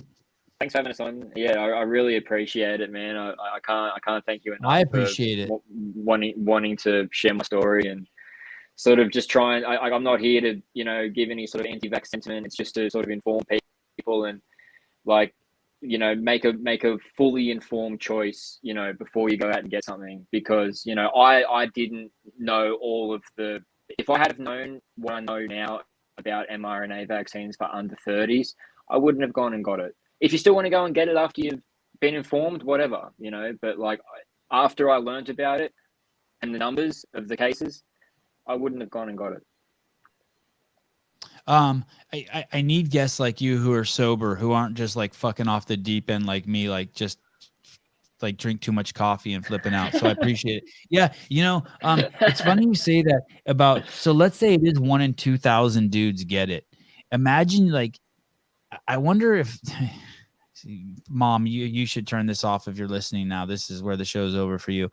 I wonder if you were in a room with like 2,000 women and they were all beautiful, and you knew that one of them had AIDS. If like you would sleep with, you would jump in bed with them, like be like, okay, I'll take that one. And I'm like, well, I hope she's not the one that got it. Yeah, 100%. Or one of these is a dude. I'd rather do the one with the dude. I'd rather do the dude than the AIDS. Yeah. Use that. I'm open. Oh shit! I slept with the dude. Oops. You can't do that with AIDS. I always put it in like perspectives of, like, my friend taught me this, but it's a good perspective to put it, is to put it in terms of stadiums. You know, a stadium hosts 100,000 people or whatever. You know, like you've like that. Like if you go in there, you know that like 50 people are walking out of there with myocarditis. You know, like. That's what it's like, you know. It's like, because you know, if you said, oh, you're going to go to this football stadium with 100,000 people and you might be one of 50 that walk out with myocarditis, would you walk into that football stadium? You know, like it's like you're sort of like, holy shit, like that could actually be me. I could walk in there and walk out. Funny. People don't see it with vaccines. When you put it like that, you'd be like, yeah, just do it. Don't be a pussy. But the people who are getting the vaccine and who believe in the quarantine and mask, their odds are better going in there than they are of getting COVID and dying. I mean, 80% of the people are asymptomatic. Wow. Exactly. I was going to say this one too. I was going to use this example too. There's 2,000 hands sticking out of a hole, and you can get a hand job from one of them, but one of them's a dude. But like, yeah, I would jump into that in a second. I'll take the risk, whatever. 100%, I wouldn't care. Just a handy. All right. I'm willing to do them all. Yeah. I'll do all of them. I'll take the risk. Yeah. All right, brother. Thank you. if you if something crazy happens, like you die, call me so we can do a follow up interview. I will. Yeah. Yeah. All right. No, I'll come to you in a dream. I'll let you know. Thanks for being a great